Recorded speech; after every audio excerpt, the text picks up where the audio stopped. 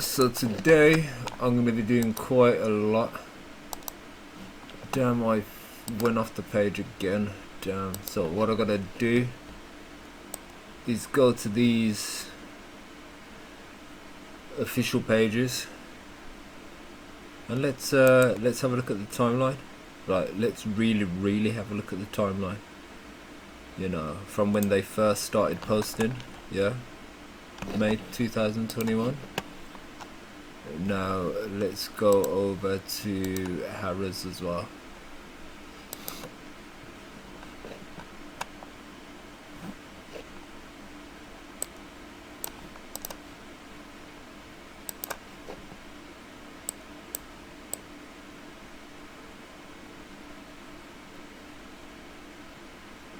So this is what we gotta do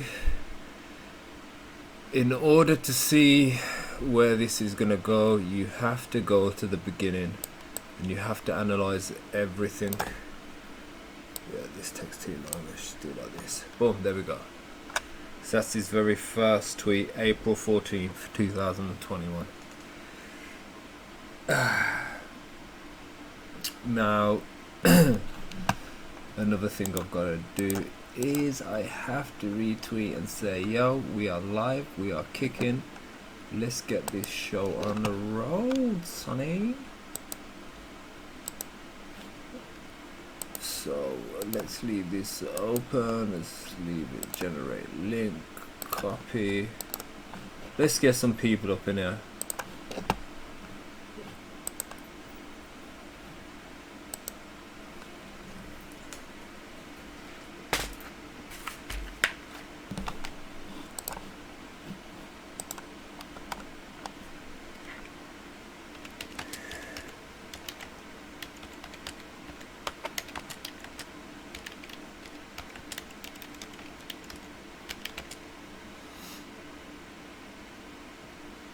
I'm live doing a JASMY deep dive.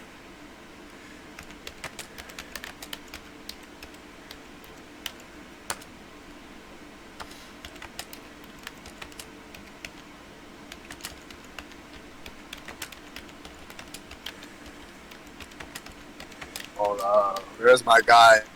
Is he here? Is Hi, that guys. God? Hi. Mike? What's up, God? How you doing, bro? How you doing?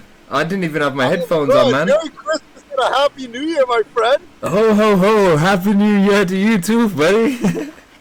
Let's go. What's good, man? What's good? I'm just putting a post up letting people know that I'm live. I'm gonna do a little deep dive today and draw a map. So we've got a brainstorm map of all of the exchanges that JASMY is listed on out of the top 250 exchanges in the world. And I'm also gonna do a deep dive on their partnerships that they have, their strategic partners and their long-term partners, so then we can figure out what industries they're gonna cover and who the main players are gonna be, because they're all working in tandem, they're all working together. So we've got to just figure out of who the big players are going to be working together, and especially with the meta news that come out today. Ooh, Well, I don't know. I think next year it's hitting 5. man, it's No, a falling. I know, delusions of grandeur. No, it's not. It's not. Delusions are not grand. It could easily break 5. It could break. Stop. It You're could. making me moist, bro. Everyone's talking about, oh, it's going down, but have you seen the RSI? The RSI is showing opposite to what the chart is showing. So it's telling me that the market is held down because the market makers are holding it down. But realistically, we should be already above 30 cent. Yeah, for sure. No, it's at 31 right now, bro. But Like, yeah.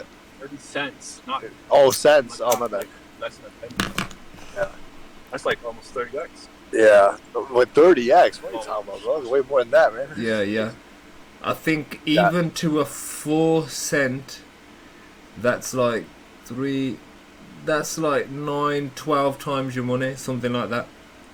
I don't even care about that, bro. I just want access to the freaking network, bro. I saw the Yeah. sensors and all that shit, and I was like, bro, I already have in my mind what I'm gonna build when I have like all this capital and everything, bro.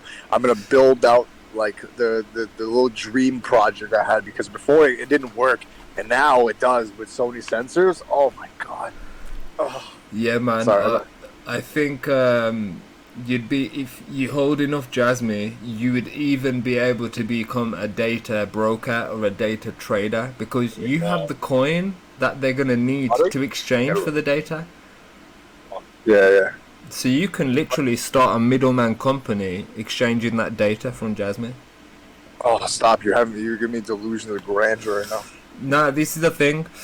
All that needs to happen is you just need to meet with the right people who can put their minds together and make the thing happen, because I've got loads of business ideas, but you're limited to what you're able to do in a 24-hour period and what progress you can make. So if you can align yourself with the right people who have the know-how already, then your business is already set. Especially if JASMY hits $5, we're gonna be fucking rich. Yeah.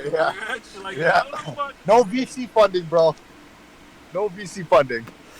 I'm broke, man. I'm a poor guy, but man, I put something into this JASMY, man, that I can't really afford to do, but I know where it's going because I did my research first. I did my research before I even got into this project. I came across it by accident, and then the more I looked, the deeper the rabbit hole went, and I noticed it was linked to, you know who the Rothschilds are?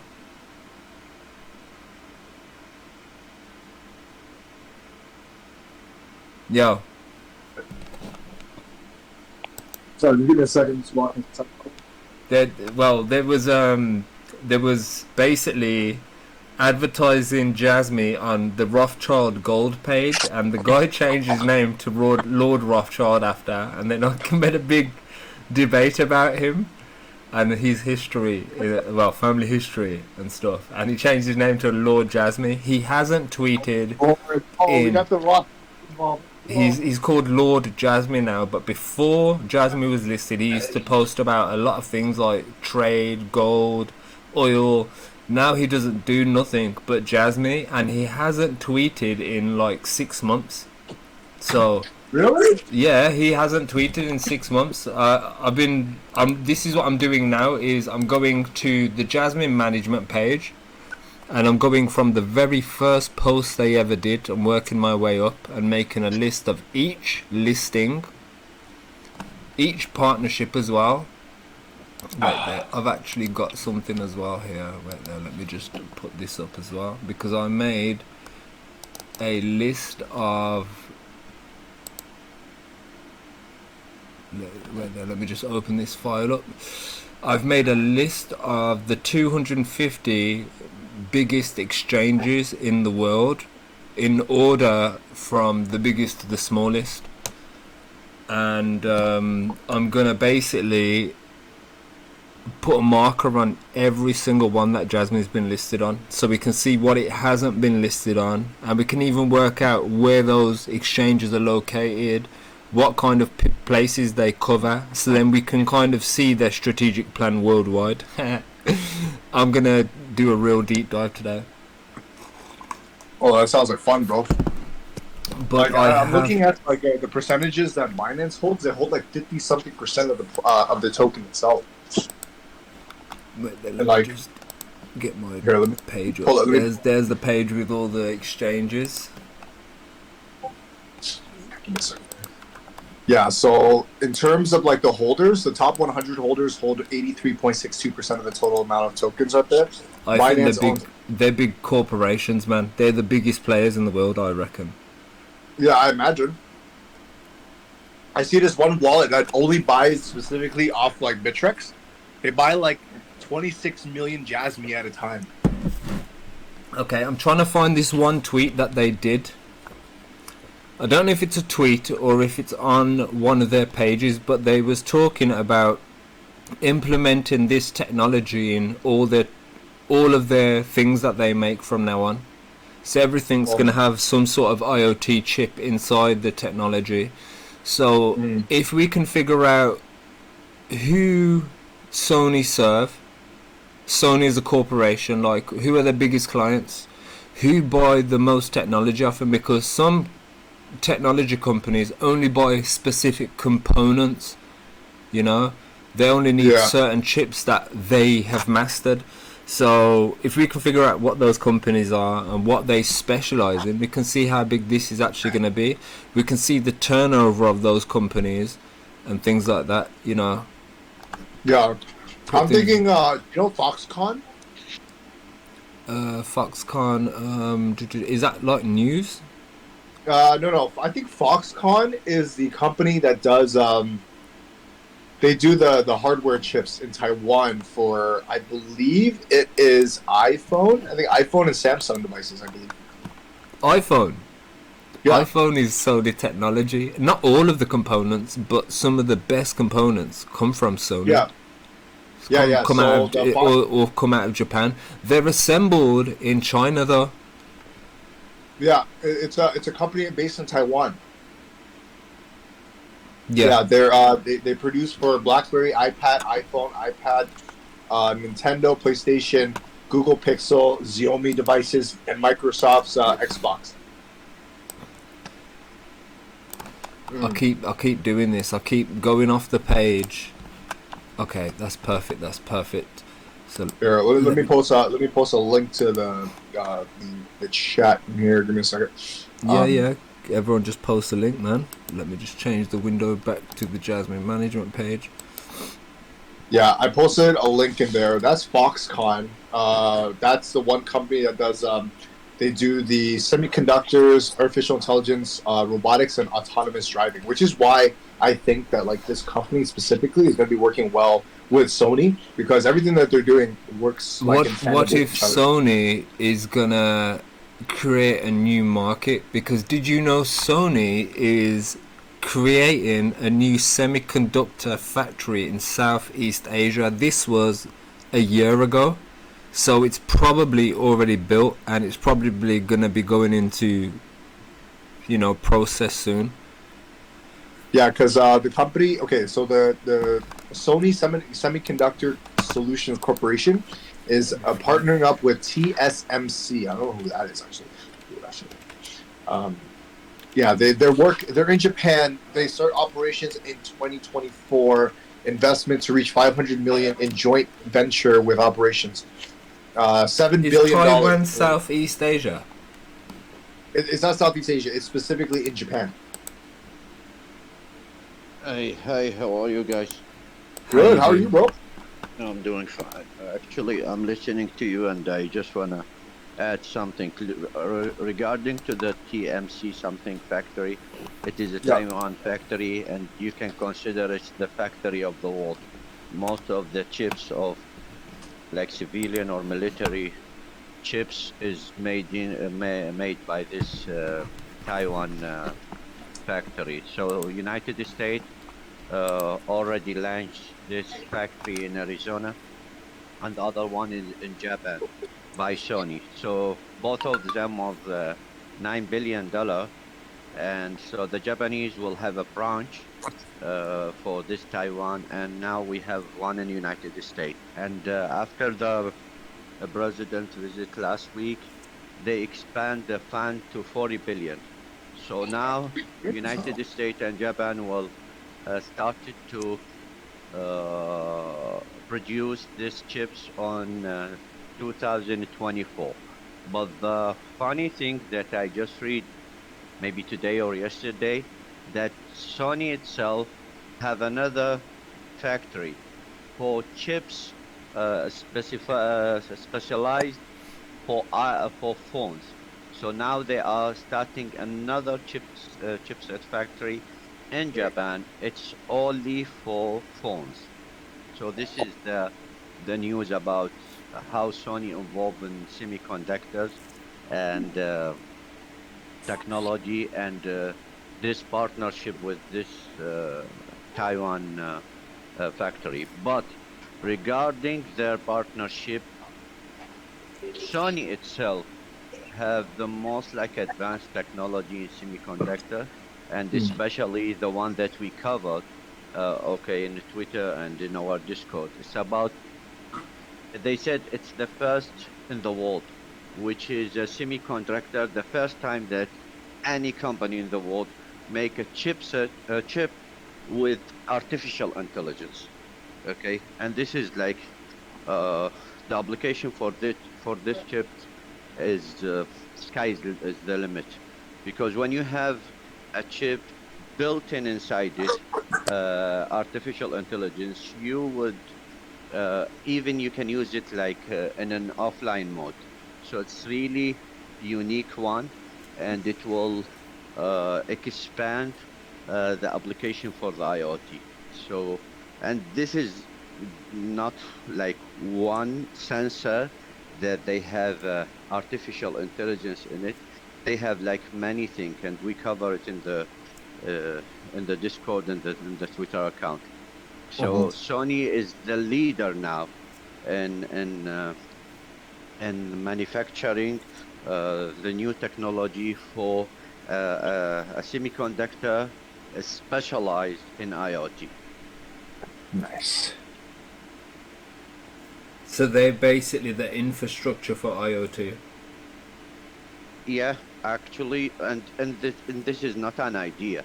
When you have a city like Rome in Italy, you have like a 3D realistic world for it, and we are talking about they are using a sensor that can capture and generate 3D data. We are not talking about an idea. We are talking about something In real time, they already- basically, in real Yeah. time capturing data. Yeah, and because even the climate factor, like temperature, the wind, whatever, it's like really unique sensors that gathering everything. So, in other words, if they made a metaverse city based on, I don't know, London, for example, they can have Yes. sensors around the city that are measuring at what speed the wind is blowing, what direction the wind is blowing, how hot or Yeah. cold the wind is, Yeah, even how even fast the people you're themselves. things, even altitude and things like that. All of those things, the data from the devices will be logged into Yeah. some kind of metaverse thing, which could replicate real life data. But my one question is, I know how technology is, and you can have defects and you can have faults or, factory, well, it's engineered wrong and things like that, and sensors could malfunction and things like that. So what's to say data's always accurate? You need an oracle. You need an oracle then, like something like Chainlink that would be able to grab the price feed of a certain valuation of an asset or something, right? No, but You want the I'm price feed of on gold? about what's to say that data is accurate. Let's say one of your sensors in your phone that captures data is faulty.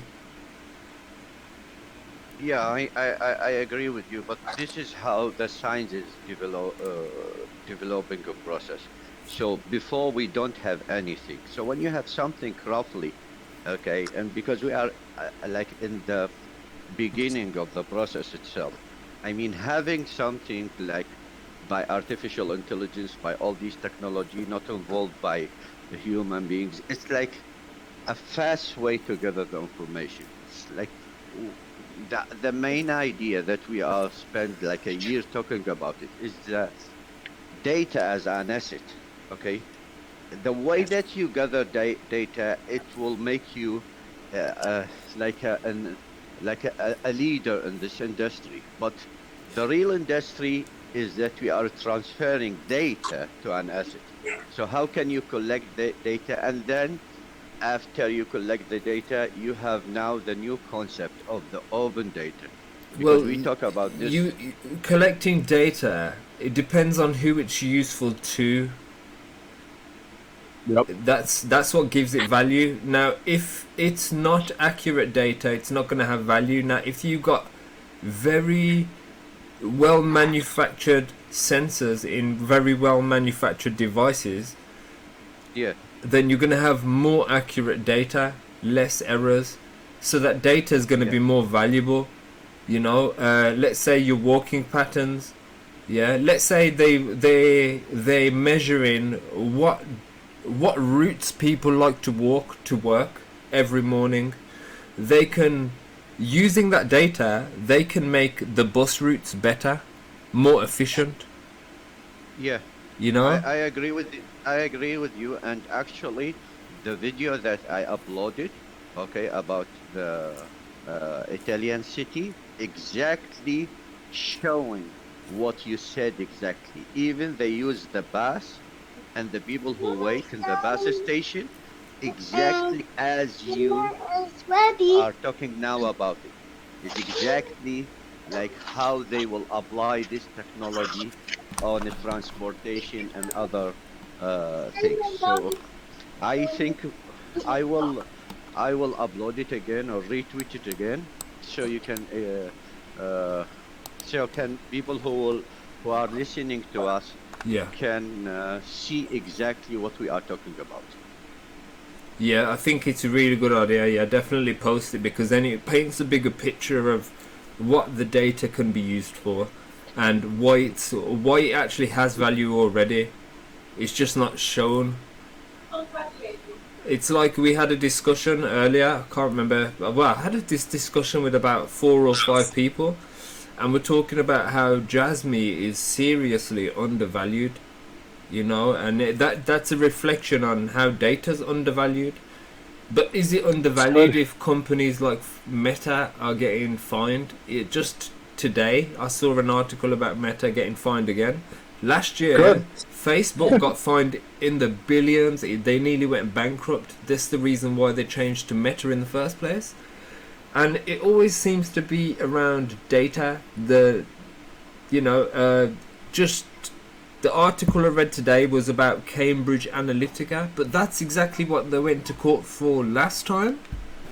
Oh, they wait. They're going back to court again for the Cambridge Analytica stuff?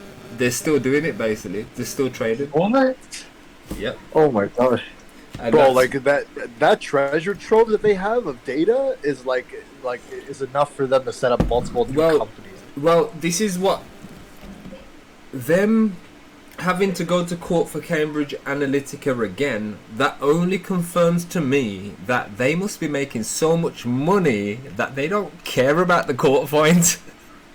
Yeah, they don't. They don't? I don't think you realize how advanced Facebook targeting is, bro. Like, Well, I use that we stuff for gotta- marketing, bro. We gotta understand who really runs Facebook. It's the CIA and the FBI. And with your Facebook, you're putting your thoughts. If you're having a good day, you're gonna put something good. If you're having a bad day, you're gonna put something negative. Now they've got AI, where a machine could even determine what kind of mood you're in. You know, that kind of brings us to that. What's that film where they predict? Minority Report, and they go, we predict you're going to do a crime next week, so we're going to arrest you now so you don't do this crime next week. That's like a Futurama episode, bro. But that's where it's going to go with the AI. It's predictive stuff. Oh yeah, it's 100%, bro. They tell us what they do in movies and TV shows, right? Like they literally tell us, like, yeah, we're gonna do this, like, accept it. Well, that is what the movies are, is the desensitization to the ideas and the, you know, because this all it is ideology. All this, you know, crypto itself, it's just an idea. If somebody put that theory into practice and made it a reality, you know. That's the scary thing. Like, even with the technology that we invested in, there's there's really 2 routes that we could take. We could head towards a very dystopian future, or we can head towards more utopian society. Right? Obviously, right now, I can totally see us moving towards like a very dystopian future. Like with the CBDCs that are going to happen, like in the next couple of years. I don't agree with some of the trackability, but then I do, and sometimes, because if you look how certain things are, everyone's on about, the world's messed up, but why is it messed up? Come on, we need to get to the root of the problem. You know, everyone wants to chase this thing called money, and money is the root of all evil. Yeah. So why not track it? Then he sits down and starts eating candy. Then after that says, "Hey, let's go to Cinnabon." It's like, I think he's just bored. Oh, No, it's not even just that, man. It's like overall, like these people have You want control, right? Like it's not about money anymore. Money is just a side effect of what we do now. It's the it's the control and power that you can get. Because like if you wanted to, you can just turn off people's cards. That guy's like talking shit about us, bro. Let's just turn off the shit. You know? Definitely. Yeah, They yeah, show what- it in the what are they films, gonna do man. They about it? show it in a few films. There's that film Exactly. called What are they gonna In do about Time. it? Nothing. Nothing. They're not gonna do anything. They're just gonna accept it like a good slave. Well, it's how they want everyone to have this hive mentality, this herd mentality, to think like a colony of ants, you know. And they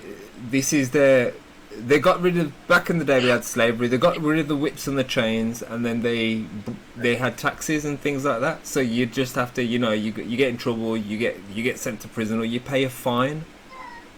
Yeah. You know, it's interesting. The word fine is interesting as well because it means multiple things. You could feel fine. You know, oh, that's fine. That's fine. That just happened. It's okay. It's fine. You know, it's interesting the words that they use, man. But it's just a game. The system is a game, and what's happening? The old game, people are working it out, so they're making a new game. And crypto's that new game. Now they're talking about these CBDCs that they're going to roll out. The UK has confirmed it last week. A few countries have confirmed it. Even Japan confirmed it 2 days ago, I'm sure. So it's the G7 nations, the 7 main nations are going to be rolling it out, and then it's going to trickle down, because what's going to happen is, you know, they're going to pump it because they're going to want everyone to adopt it. So if the normal currency, the paper money, is just the same value and getting devalued, and the digital ones actually gaining value and you're getting more food for your money, you can pay more rent for your money, people are obviously going to just turn to crypto. They're going to force the adoption. And those who don't adopt, they're going to go broke because it's going to be difficult for them to do things. If I go to a different city and I'm going through a train station, you can't buy anything cash. They just don't accept cash. They're like, no, card payments only. So the people who don't adopt it, they're gonna just be left behind. They're gonna really struggle. It's inevitable. Yeah, so you were talking about like tracking the human behavior. So what is exactly the happiness project for JASMY? They had the happiness project. That's all rich. Uber, tell us about the history of the happiness project, because the happiness project was out before JASMY was listed, before JASMY even happened. They did a project in Japan. Yeah, but because this JASMY partner with another company, they have something called IMI, and this is like a little device. You can, if you wanna like use hand sanitizer, you must smile in a certain amount in order to activate that, and then they will reward you like in JASMY coin. So it was like a little experience at the beginning, and then Hara like tweeted about like there is more than 10,000 people will participate in it. So actually, what is exactly this? So the technology itself that used by this company, it is not by JASMY, it is by Sony, which is the face recognition analysis. So they use the Sony technology to face recognitions, and they analyze it, and like it's really advanced. Do you know where it was? What it was called? Happiness Project. Yeah, it's called like this is like the name by JASMY itself. It's called Happiness Project, and I think they will launch it in maybe in today or maybe like in 2 days from now, because I think Hara tweet about it like a week ago. So this is like an example of tracking human behavior. It's still like in a trial version, like a little thing about the smile, but this is a deeper than that, because they will measure the expression of happiness in your face. And this is not by using hand sanitizer, because now we have 10,000 people. Maybe there are employees, like in another companies, they are using their laptop or computer, whatever. Or maybe there is a camera in their room to exactly measuring, okay, the level of happiness, which is mean the level of productivity. Because if you are like relaxed and happy, you can be creative in your work. But if your mood is down, so it's like another way to analyze the employee's behavior.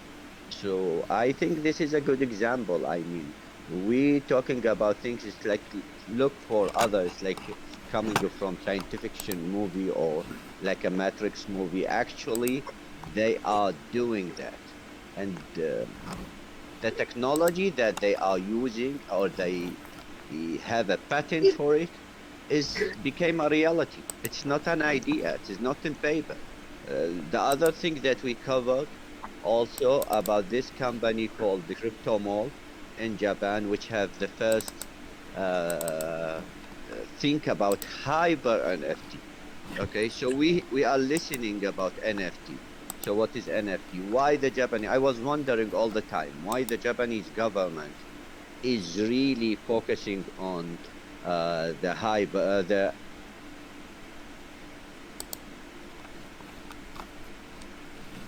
Yeah.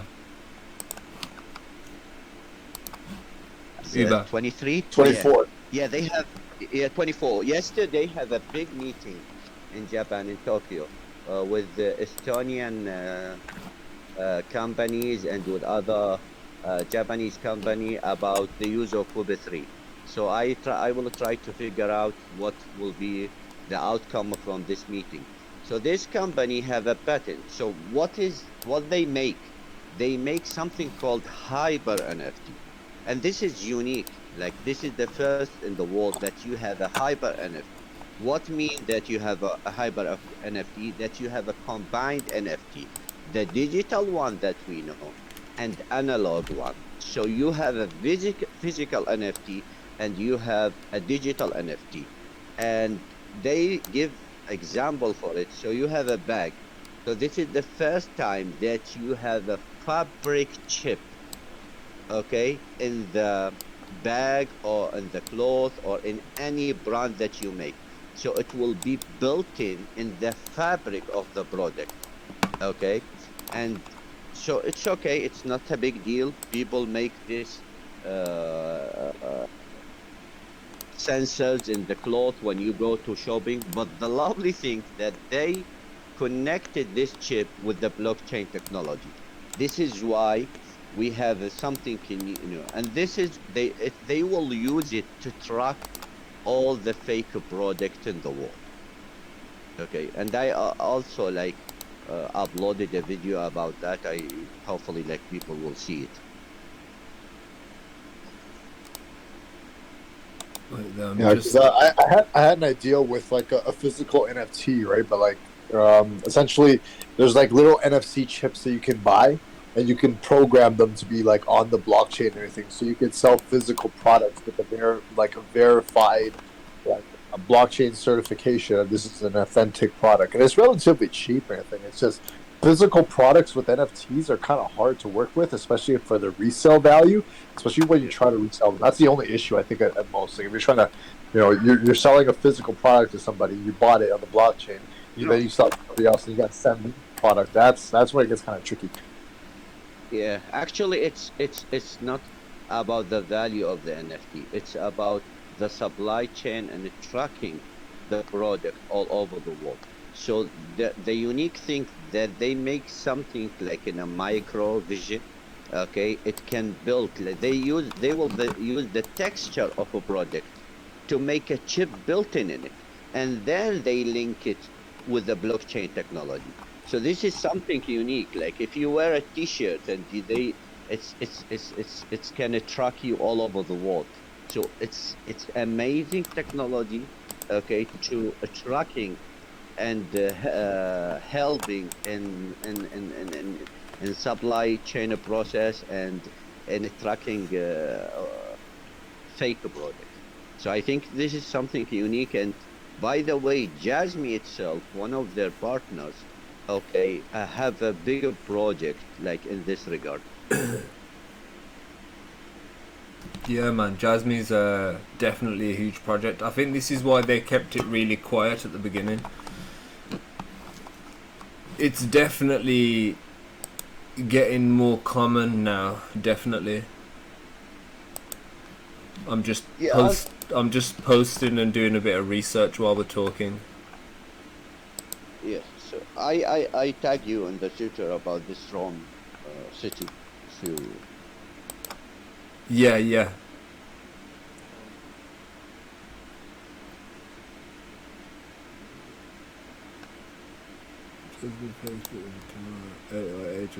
Ooh, okay. You just tagged me to something interesting. That is very interesting. I'm gonna just post that.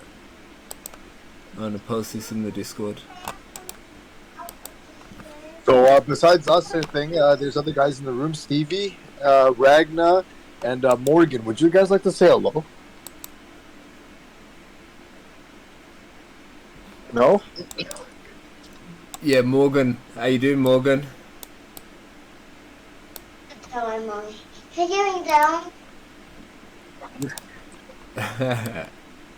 I thought there was a 5-year-old investor right now. I'm like, oh my god, this kid's a little genius, bro. I'm just posting a few little links from... Oh, damn, I pressed the wrong flipping thing. Oh, that's alright, yes. They're going in. So, Edge IoT. So, Edge technology and IoT, that's what JASMY actually specializes in. yeah, Amazing. last week when we were talking, you predict something about the Japanese yen. Yes. Yeah. So it Yeah, was really interesting to have. Oh yeah, bro. Like I'm looking into the Japanese bond market right now because like Japan was in a negative interest rate environment. So when that happens, it's basically like the government's gonna pay you money to like own their stuff, pretty much, right? And like the main thing about Japan that worries me the most is that like they own a large percentage of the U.S. debt. So they own that. It's like 1.3 trillion dollars. But I was in April. They recently dumped their share. They dumped a bunch of the treasury bonds and everything, and that's why if you look at the Japanese yen to the U.S. dollar, it spikes because they're trying to prop up their money right now while the U.S. dollar is falling, right? Because like my thinking was that like they're gonna swap the U.S. dollar into other currencies, use that money to then purchase government bonds in other countries, right? Because the U.S. dollar is falling, you can buy all these cheap assets, right? Government bonds, real estate in different countries all around the world because the fact the U.S. dollar is falling. That's why like I have a very vested interest in JASMY because JASMY is like one of those tokens that makes me think that like they're working together as a team, right? Because I think Japan owns the U.S. Okay, like they are one of the largest debt holders of the U.S. dollar, pretty much, right? And did you know that Japan has a US military base and the US soldiers are not allowed to leave unless Japan says they're allowed to leave? They have authority. What? They have authority over the US soldiers stationed on their territory. Did you know that? I did not know that. Yeah. Oh, yo, Japan is big dick energy, bro. Holy crap. What is this? You see how the rest of the world is too busy trying to show off their high technology. They're like, hey, we've got supersonic this and, you know, we've just broken nuclear fusion, blah. You notice Japan's never ever bragging or boasting. No, they don't need to, bro. They just do things in silence. They just do it. You know, I respect that in an individual, too. Like, a dude that does that, I respect that guy. Because, like, that's the guy, you know? Yeah, man. But by the way, yesterday I found something very interesting. It's not about like a crypto or a blockchain, but it's about a Japanese company specialized with, I don't know exactly what is the word in English, but it is, you know, in cooling oil. Okay, cooling oil, like what they call it, lubricate or something like lubricant. that. So, yeah, lubricant. So they are, have a partnership with American company specialized in cooling data center. Okay. So for the cooling liquids for the supercomputers. Yes. So yesterday, like they announced like a big partnership with this Japanese company because they said the way that they will use this new technology You, that the you know what Japanese else have. needs cooling liquid? Nuclear power stations. Okay, For fusion? yeah, They and need the cooling liquid. They need something that can cool down rapidly and circulate because it can't leave the yeah, leave and the the ar- irrigation in tank. the in the article what they said, by this partnership it will pave the way for the next generation technology, which is blockchain, 5G. Okay, so even if it is not like directly connected to blockchain and the crypto, in this partnership they were talking about this partnership will help in paving the way for the next technology. I think I would like search it again and I will post it in the Twitter. I know it is not like directly with the crypto and the blockchain, but I think it's explaining a lot. And like the Japanese people like became a leader in many fields now. Okay, fields now. Yeah, I agree. I think Japan's really ahead of on a lot of things, and the rest of the world actually depend on their strategies and the way that they do things, but they just can't do it to the level that Japan do it because obviously we're just fuck ups. yeah. Oh no. How do I? But yeah, man. Yeah, I'm gonna be looking at their strategic partners and stuff in a sec. I'm just still posting. Yeah, there is like yesterday I posted a statistic about how many IoT devices will be connected in 2025. It will be 25 billion devices. By the way, in 2019 there was 8 billion. Okay, IoT. And how we got to look devices. at devices as well is each individual is a device, and Yeah. also how many possessions that person holds that have significant value, like a car would be a device. Yeah. In your home, you've got an Alexa, that's a device, your computer, your phone. So one individual could have 10 devices attached to them. So if there's Yeah. if there's how many billion people on the planet, times that by 10. Yeah, you know, yesterday you were replying to my tweet and you were laughing about speculation of iPhone, and I didn't reply to you, but actually I was laughing because you predict something. So when I make a search about this SIM card something, you know, this company that making When did we with make our Sony. first meme? That's when we Yeah. knew about iPhone. We knew about iPhone Yeah, in the early okay, days listen. and how Japan and Sony was Yeah, making and iPhone parts. yeah, Nobody and nobody actually, on the internet was even talking about it, but yeah. yeah, and actually, when you mentioned yesterday about iPhone, so actually now the iPhone, the iPhone 14, and you don't have a SIM card in it. It's a built-in You know what I SIM love though? You know what I love? It's when we Yeah. talked about it, everybody else started noticing and started talking and looking for information as well, and that's what we Yeah. need, because that helps Yeah. us. That helps the project get out there more, and more people notice it. Because if somebody's smart enough to be like, you know how big this project is, Yeah. you know, So they'd really question. Like, I'd be an idiot to miss out on an opportunity like this. Chill out. yeah, so what iPhone using now is eSIM. Okay, eSIM, which is now all this new phones, they don't have a SIM card in it. It's a built-in thing. You can use a dual line in it. So the company itself that I So was basically, you talking won't be about, able to switch your SIM card. yeah, the company that I was talking about, the same company, when I go to their website, they already have this eSIM. which I'm just might thinking about be- all the gangsters that will be fucked because they won't be able to keep switching their sims. Oh Yeah. no.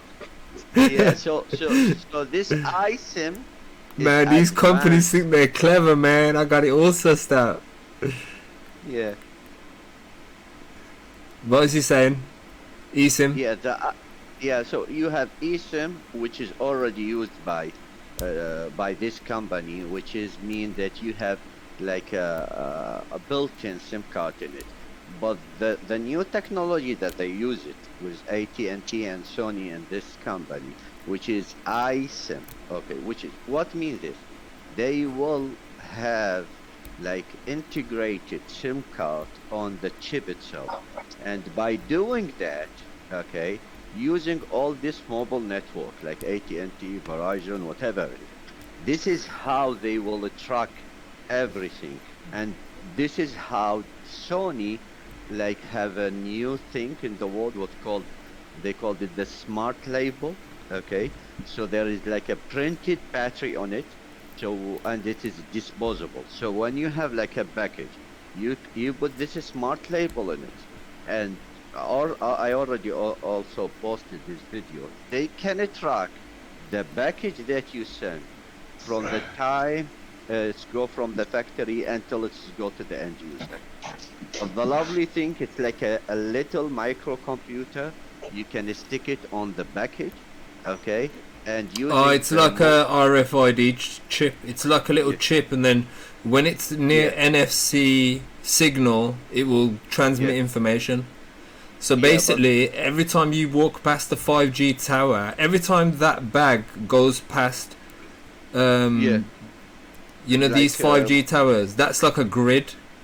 They've got Yeah. it set up all around the country like a grid. So wherever the package goes, as long as it's within that grid, they'll be able to Yeah. track it everywhere. It doesn't matter where it is. The exact, Yeah. I think it's to the closest 100 meters or something like that.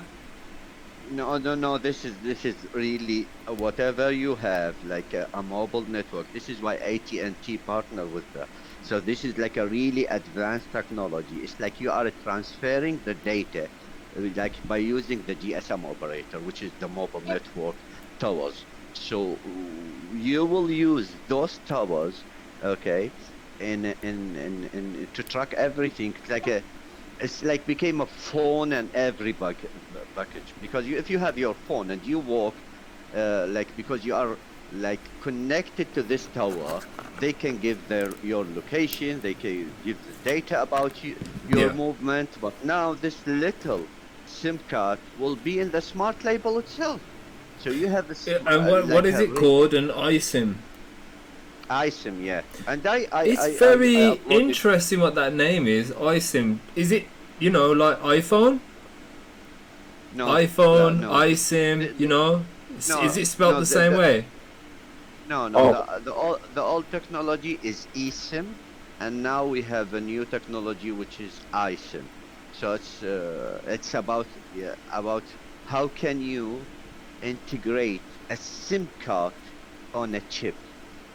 So this is the first time that Sony can make this with partnership with AT&T and give the world the first product that they said it is the first time that you have a SIM card integrated with a chip commercially available in the market. And I uploaded another video about it. That's interesting. Yeah, so now let us zoom out.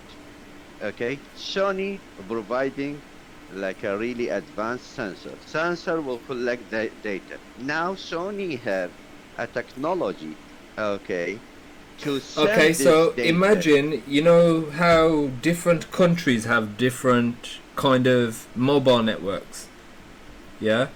It's like Yeah. if I got a SIM card from my country and went to a different country, it won't work.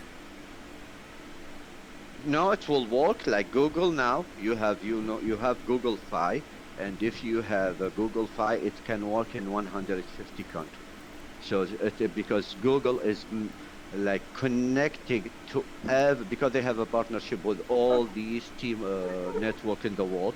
So if you have a Google Fi, I think in UK and United States it's available. You can have a SIM card from Google, and then it will be like international phone. Whenever you travel overseas, it can work in 150 country, and it is not only like using the phone itself.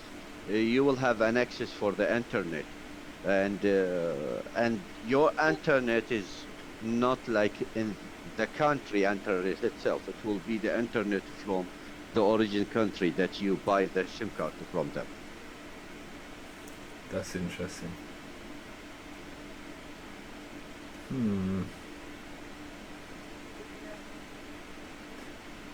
So anyone got anything to say?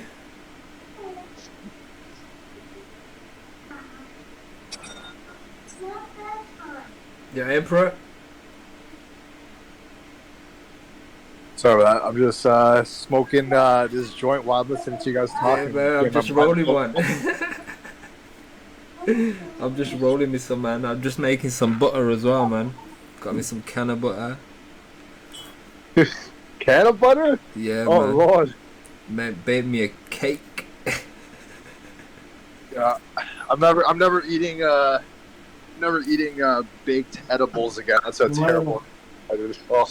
Lena, Yeah. open the door. What are you doing? Open the door. I thought you was Keep the talking door to open.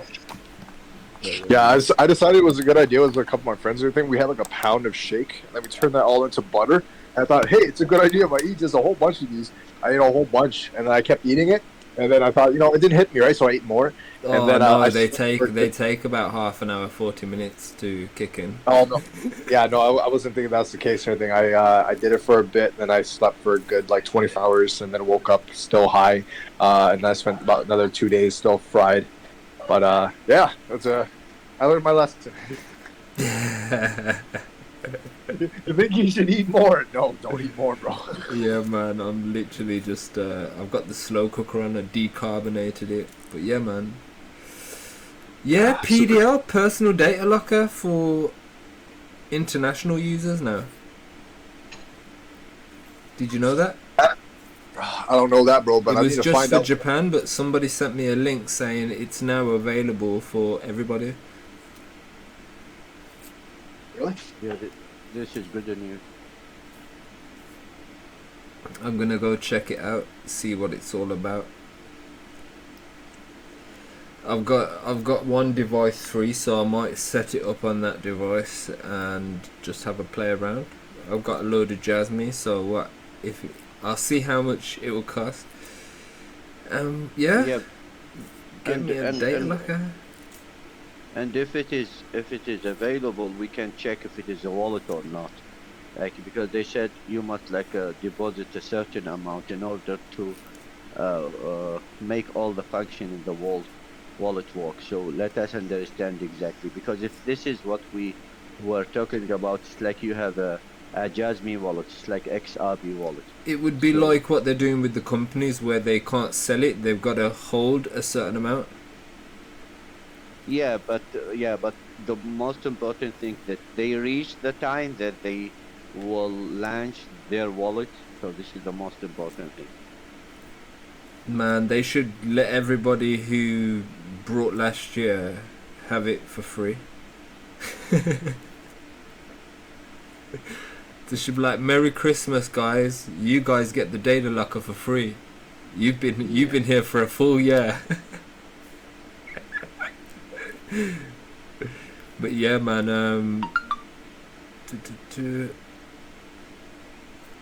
I'm just gonna go through some old posts of Harrah's. What I'm doing as well, I've got this list, so I am actually streaming my screen as well. So I've got this list, change window, JASMY top exchanges. So I've got this list that I'm making, and I'm gonna go through the list and see where JASMY has been listed, basically. 5 pages, and just gonna put a little marker next to the exchanges so we can actually have a bigger picture. You know, there is another list out there, but whoever was making it, they stopped updating it. And it did have a few exchanges, 15, 30. It had 90 exchanges on. In their roadmap, like 2 months ago, they said they're targeting like 70 exchange, like to list JASMY before the end of this year. I want to figure out a way to turn my JASMY into fiat pairs or anything, but on the like legitimate market. That's what I'm trying to figure out right now. I'm vastly curious about the Japanese yen and everything. I think that's one of the big plays of this year and everything, of everything next year. Like, the yen's definitely going to be doing something, 100% without fail. I think it's going to double. I think it's going to freaking double. Like, that's like... Oh, imagine the yen goes to like $1 price. Well, I don't... Well, that'd be retarded. That'd be crazy as hell, bro. Holy crap. $100 is like 100 yen, bro? Holy crap. It's like 132 yen for $1 right now, bro. That's crazy, man. It's almost like 100x. It is. It is 100x, bro. And here's the thing, this is why I don't believe in coincidence, because remember when GEN happened, not long after that, the Japanese yen started falling. Yeah. It was done deliberately. I bet all these big corporations are buying it up. Yeah, no, they're what's it called? Like the major conglomerates right now, what they're doing, what I think was they borrowed a bunch of US dollars, swapped it into Japanese yen, and then dumped it pretty much, right? And then they short it all the way down from like 2 years ago, right? Like if you notice that, it's like, you know, from where we are right now, it's like almost 2 years or so. They short it from like Sony did, like the company, the actual company itself. If you look into like some of the banks that were holding the Japanese yen too, they were selling it too, right? And then a bunch of these guys were just selling, and I was just trying to figure out like why on earth are these guys selling their own currency? And then it made sense to me, like okay, so they're dumping the US dollar. I mean, they're maybe dollar. That's how they get paid from America for the goods. Maybe America doesn't pay them, and that's how they do it, by controlling their currencies and stuff. Yeah, no, but it's not even just that too. There's another play I think that's happening here, is that they're using the US dollar as a means of like, because the environment that they were in is that they were in a negative interest rate environment. Basically, any money or anything that they bought, anything was like for free pretty much, because the government would pay you to own that, right? Yeah. I think that they use their money to not bankrupt, but like, you know, push everything down, right, against US dollar, because they swapped all their money over to the US dollar, let it fall, right? Afterwards, like, you know, they would let it fall, use that money afterwards from it falling to swap it into their own currency, push up the yen higher, then use that, because they've already bought out like pretty much everything at a lower interest rate. This is why FTX is suspect, man. Yeah, FTX because is complicit. FTX had the stuff obviously it's affected Japan the most, apparently. Yeah. Somehow it's affected Japan the most. He was doing stuff with the Ukraine stuff. You got the SBF Japan stuff going on, but Japan's customers are supposed to be the most protected out of everyone. Yeah, no, because the laws and regulations there are way stricter than the US. Like, if you go to Sam Bankman right now, bro, he's not going to do time, bro. Like, realistically, you know, he paid a $250 million bond. Because people higher up made a lot of money, so because they made money, they get out of jail free card, man. That's what happens when you give your money to politicians, right? That's what happens when your parents are politicians. Yeah, bro. That's how you win ultimately, right? If you pay off a politician, bro, I guarantee you won't have to see a lick of time, some of these rich guys, people think they're just like average dudes. Like, no, man, they come from wealthy backgrounds already. They had that head start. It's like Trump when he was like, I remember my first business. I got $1 million loan off my father. I'm like, I wish I could have a $1 million loan. Yeah, no, I would have cheated and everything. I would have threw it all into crypto and everything at like fucking 2012 2012. Would have bought so much Bitcoin. Oh man, I'm an idiot, man. I lost my flipping wallet key. I dropped my hard drive while I was moving. The hard drive that my wallet was on, and I still have it, but I can't get to it. And then I've lost half the wallet key as well. The paper what the wallet key was written on. So wait, but you still have the hard drive? Yeah, but it's all fucked and broken. Like what do you mean fucked it broke? Like it mean like the actual hard drive itself is broke? Like the disk inside cut? Let's just say it fucked up. I'm It fucked trying to up help while you I was. recover it, It bro. fucked up while I was moving. Yeah, I tried to do a data recovery on it. It fucked it up even more. Oh no. Yeah. And then I thought, oh, I wonder if I can open it up, take the disc out, because it was fucked anyway. It was completely fucked. So I was like, what if I can open it up and change the, the actual data, the disc the data's written on, the metal disc thing inside the hard drive. I was going to swap it with another hard drive that was working, but I didn't think about pin positioning and shit. Basically, the pin has to be in the same position as when you switch the fucking hard drive off. And obviously, if I'm switching it around... Oh no. Yeah, man. How much Bitcoin do you think was on there? Yeah, let's just say, yeah, it'd be quite a lot right now. Oh no, bro! I'm gonna laugh so hard if I help you recover this, bro. And like right before the bull market happens, Man, just market buy. Dude, it was like easy 10 years ago now. No, it's about 10 years ago. It's about 10 years ago. Man, if I had bought Bitcoin 10 2000. years ago. yeah, I wish I did too, bro. I wish I called my loan shark that day when I found Monero, and I just told him like, listen, just give me $1 million loan. He bro. lost his computer hard drive broke. Oh, 2012. I must do another case. No, it's 2015. It was I don't like know why it's so hard if 2015, they have their 2016. yeah, that's when I had Monero, bro. Holy crap! It's about 10 years ago. made It's that. like 7, 8 years ago. Yeah, man, I was pissed. I was pissed, man. I was fucking pissed, man. Hey, what did you learn though? To make double copies of your fucking password. Yes. Good. So You that- learned, and that's what and I matters, don't right? keep my You learned. passwords on devices. I always keep them in books. So I've got one book where it's written in code, like, and I've got my own little dictionary as well. And then I've got another book where it's just like a little notebook, just full of just shitloads of wallet keys that fucking half the wallets are empty, but Remember, he keeps his password in the book. man, the old-fashioned pen and paper, man, can't go wrong. Yeah, that. Just laminate make the sure, paper. make sure that the pages are stuck to the book. Yeah. Or just tattoo it on your butt, bro. No one's gonna find it. Oh man, you'll get women. You'll get women try to get close to you just so they can get you naked. Hey, I need this. Hey, you heard that guy's crypto rich, man. Hey, he keeps his wallet key on his dick. He got his wallet key tattooed on his butt and his dick, man. Yeah, it's right on his foreskin.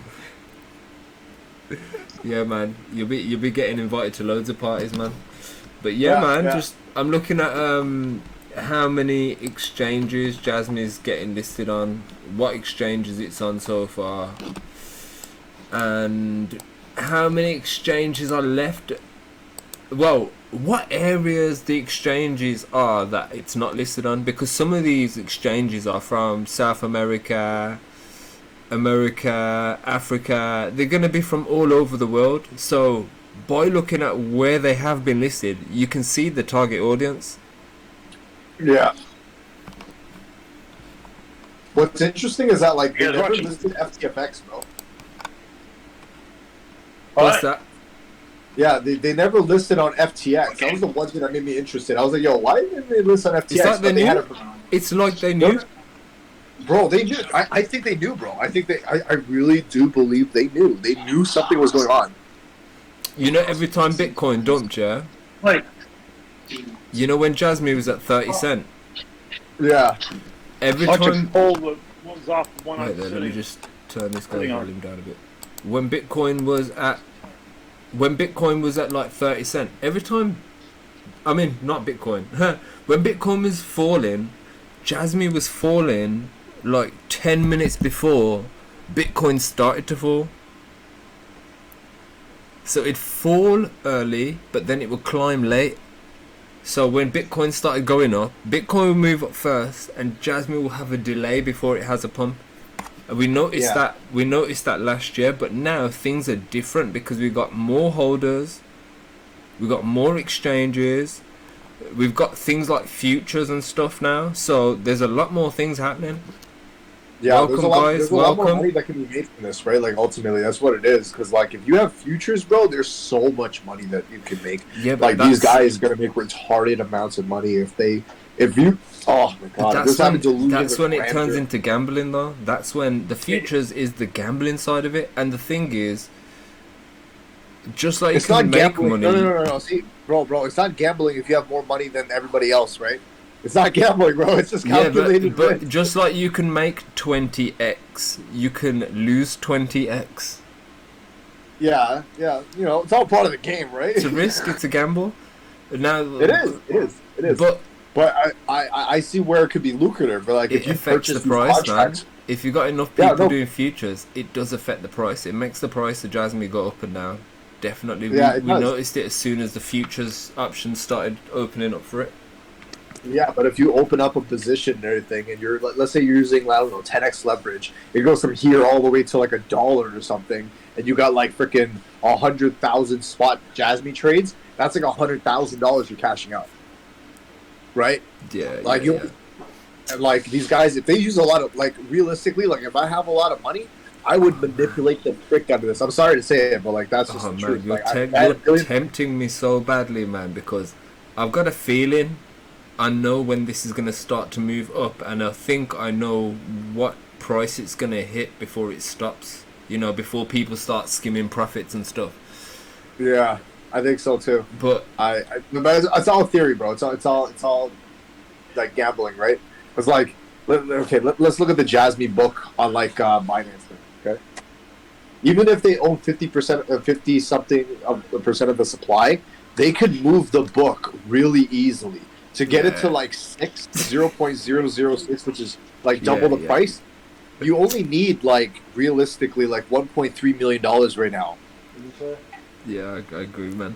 Like it's crazy. I agree that they could definitely move the price, because it's like when people say that the government owns the biggest holdings of Ethereum. They say the banks and the governments hold the most out of everyone.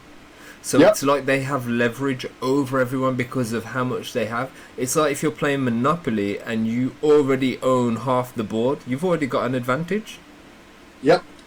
But So like that's when they one say thing- decentralized and all these fancy words, you know, to trick the consciousness into trusting, you know, when they use all these fancy words, it's not really decentralized. If a centralized entity holds the biggest amount of leverage, Yeah, 100%, bro. 100%. Like it makes sense to me why, like, from my due diligence and everything, like I think personally, like Binance knows what's gonna happen. yeah, And they're yeah, preparing yeah. ahead of- But well, they know Right, that like- they understand what I noticed.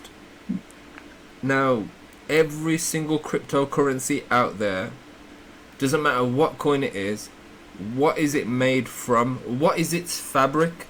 Its fabric is data. It doesn't have no paper or shiny metal that it's made from. It's made from data. Now, what is JASMY's goal and ambition? Knowing Sony doesn't like to fail. Data. There you Let's go. There we go. There we go. Also, I went onto Unstoppable Domains earlier. I had an email saying, hey, if you link your Twitter account, we'll give you a free domain. Now, Your unstoppable domains are linked to your MetaMask, crypto wallet.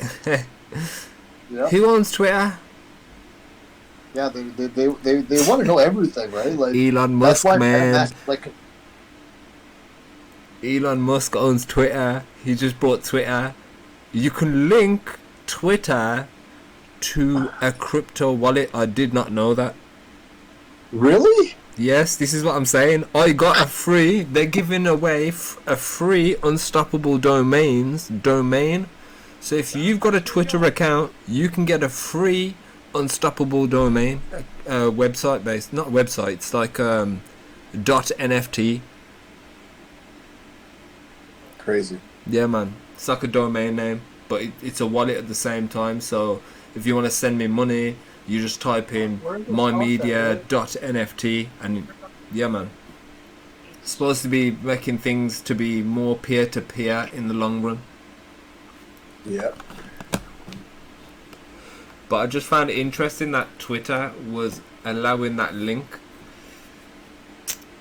And it's a fairly new email as well. It wasn't an old email, it was a new email.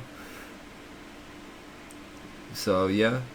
Tesla deals with the Starlink as well, which is data. He has autonomous vehicles, which is data. So definitely, I think there's going to be something along the lines with Sony and the technology that happens in America with the autonomous vehicles, with a lot of stuff with IoT.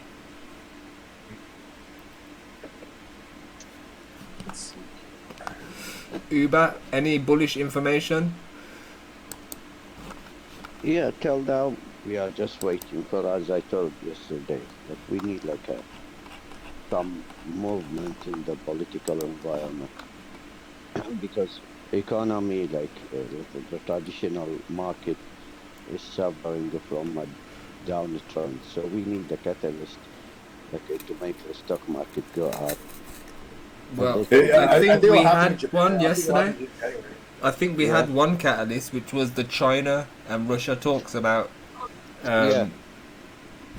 you know, Actually, the Chinese people like just offered that they can play like a role in ending this war, and like Russian president, he sent a signal like when the Ukrainian president was in United States that they are thinking about ending the war, and they try to find like a diplomatic solution. So it may take time, but this will be a big catalyst. Like if the war ended in Ukraine, this will move the market very fast. And we are like nearly at the end of the year. So once you pass 1st of January, this is mean you have like a really great space, like regarding to the tax thing. So if you like losing through this year, so the exchange will never send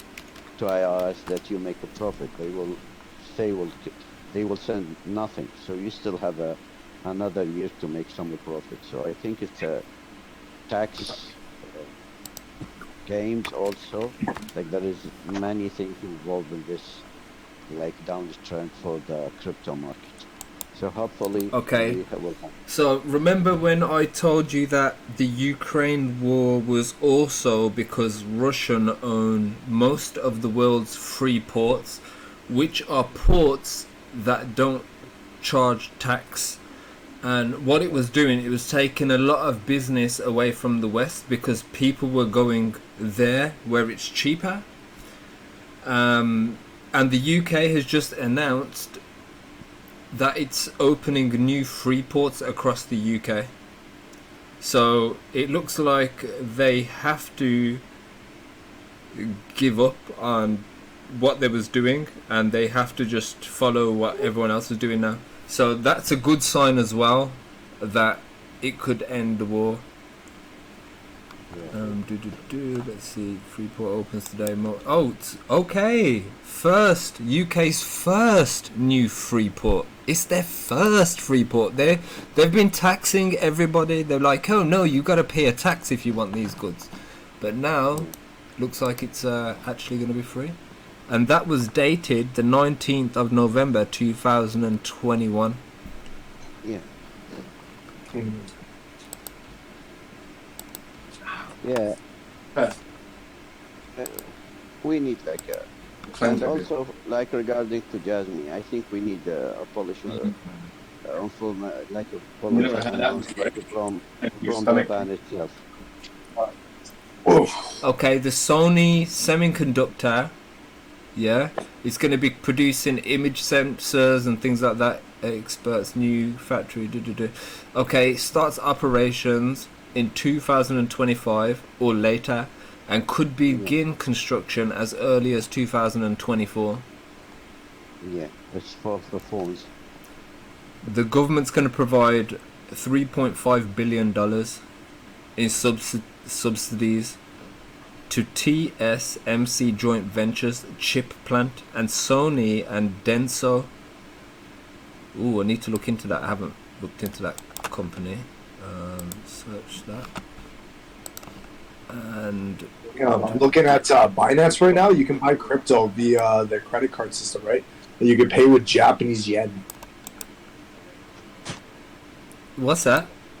You can pay for crypto and everything in Japanese yen right now, and like a whole bunch of other currencies. I didn't know that they had this. It was cool. Yeah, they have like the Vietnamese dong, the freaking the Spanish. I mean, the Swiss francs. Yeah, Okay, they got a whole.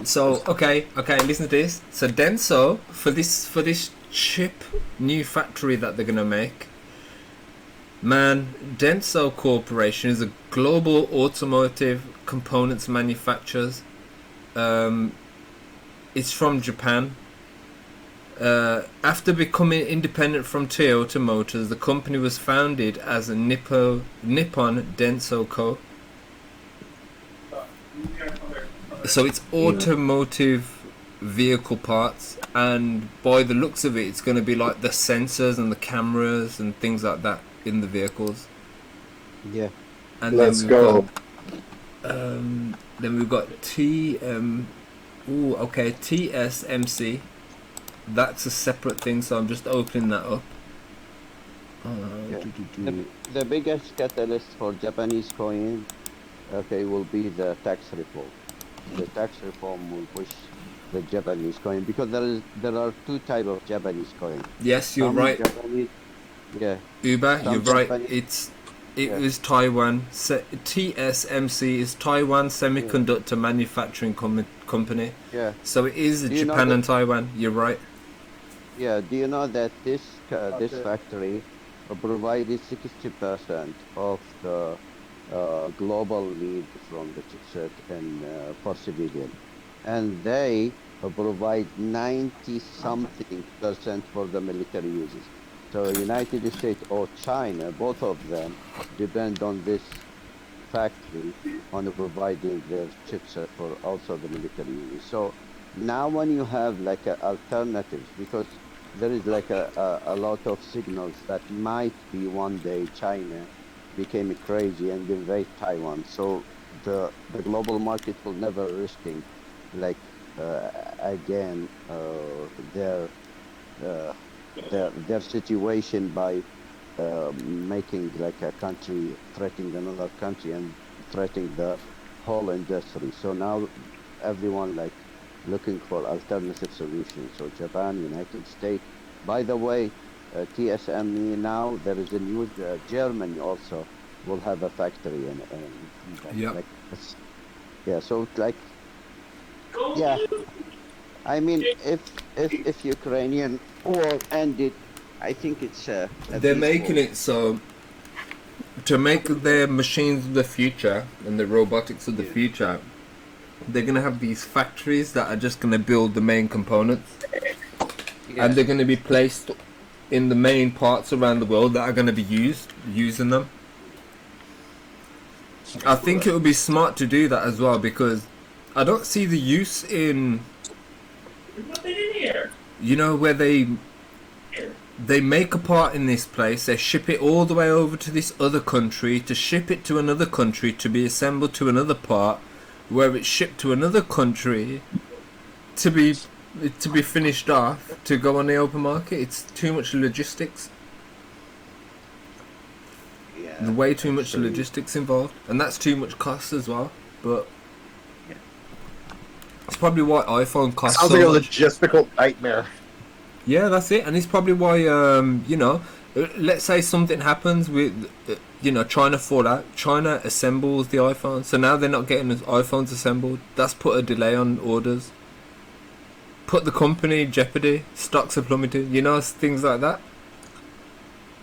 Or it could just be justification to plummet the stocks. Come on, man. It's the world stage, man. Nothing's by accident. Yeah, Think about 100%. how much money has gone into that Ukraine stuff, man, and just disappeared. No accountability for it. Yeah, stop noticing things, bro. But by the way, there are two types of Japanese coins. Like some coins, they are working overseas. Like a coin called ASTAR, ASTAR. Okay, so it's a really advanced blockchain, and it's really huge in the blockchain industry. But those guys, the Japanese, that they are working overseas because of the tax something. And they had an interview with their CEO. He said, if we find like a good environment, we will return back to Japan. So there are two types of Japanese coin. One's like JASMY, who issued their coin inside Japan, and the other coins that they already have, like in Switzerland or in Singapore. So they have their headquarters there. So it might be not look like if you search about those coins and you said no, it's not a Japanese because they didn't mention Japan. But if you deep dive in it, like you will find it's Japanese. I found many Japanese coins. It's not like. Oh, I love it, bro. I think there's a major pattern here. And I'm like, bro, there's so many ways to profit off this, like on a next level. Like these guys knew what they were doing, bro. This is not like some baby, small planner thing. We're playing against market makers who are corporate and who have been in this environment for like decades, bro. These guys know what they're doing.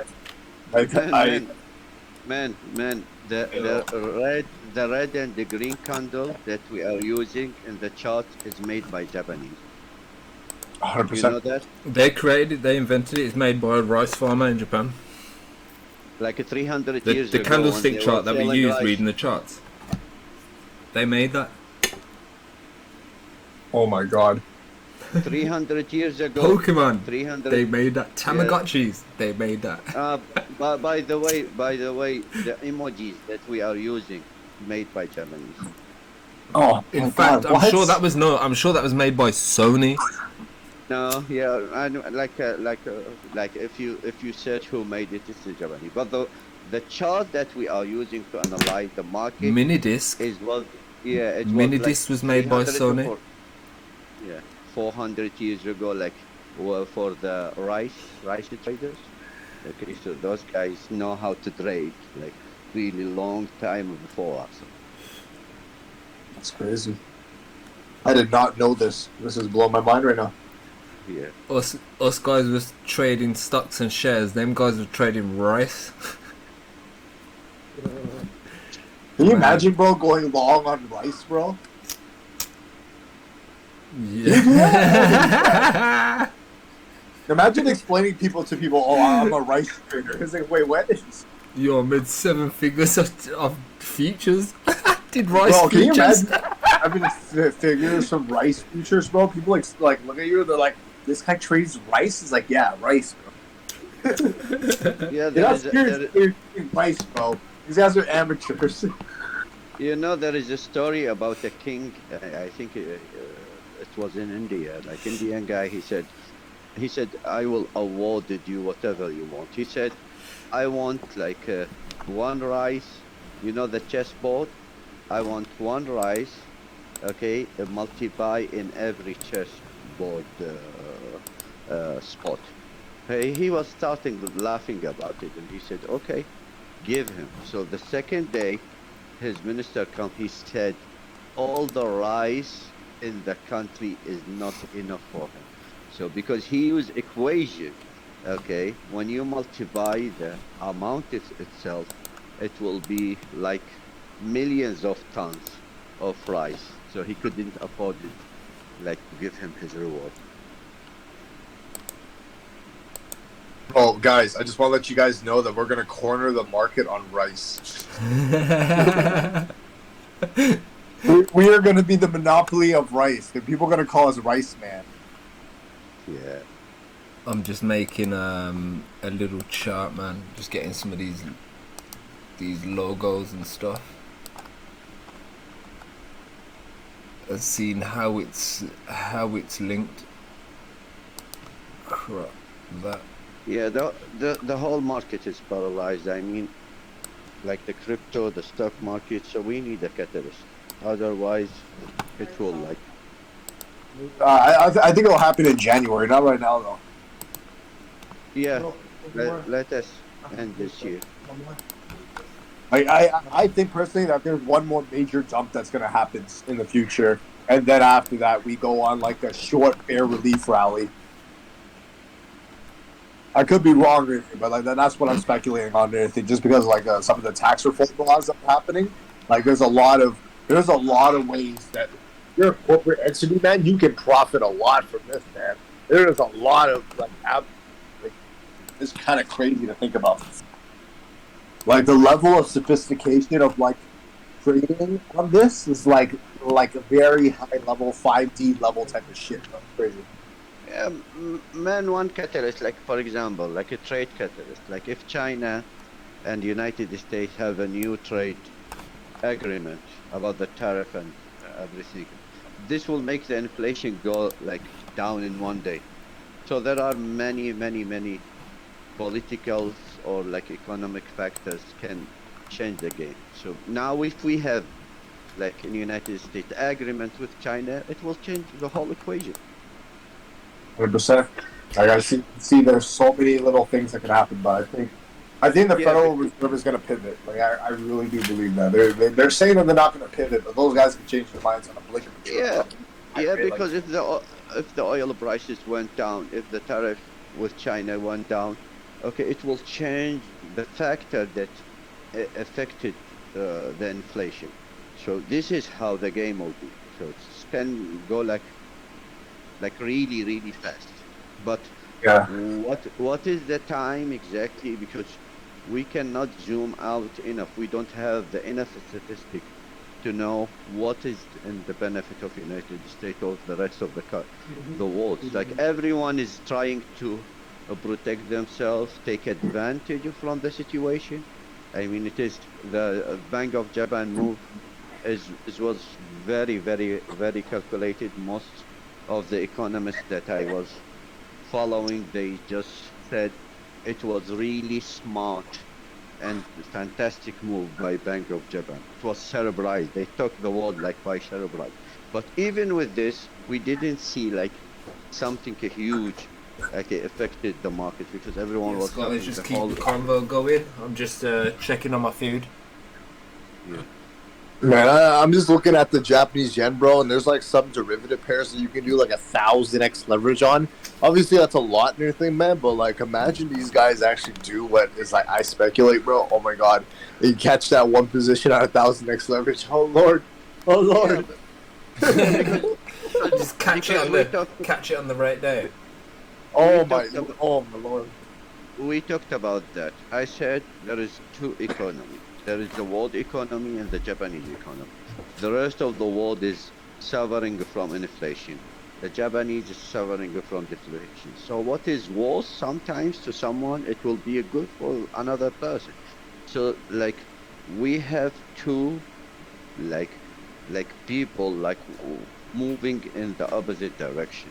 So if we want to analyze the Japanese economy, what is their target?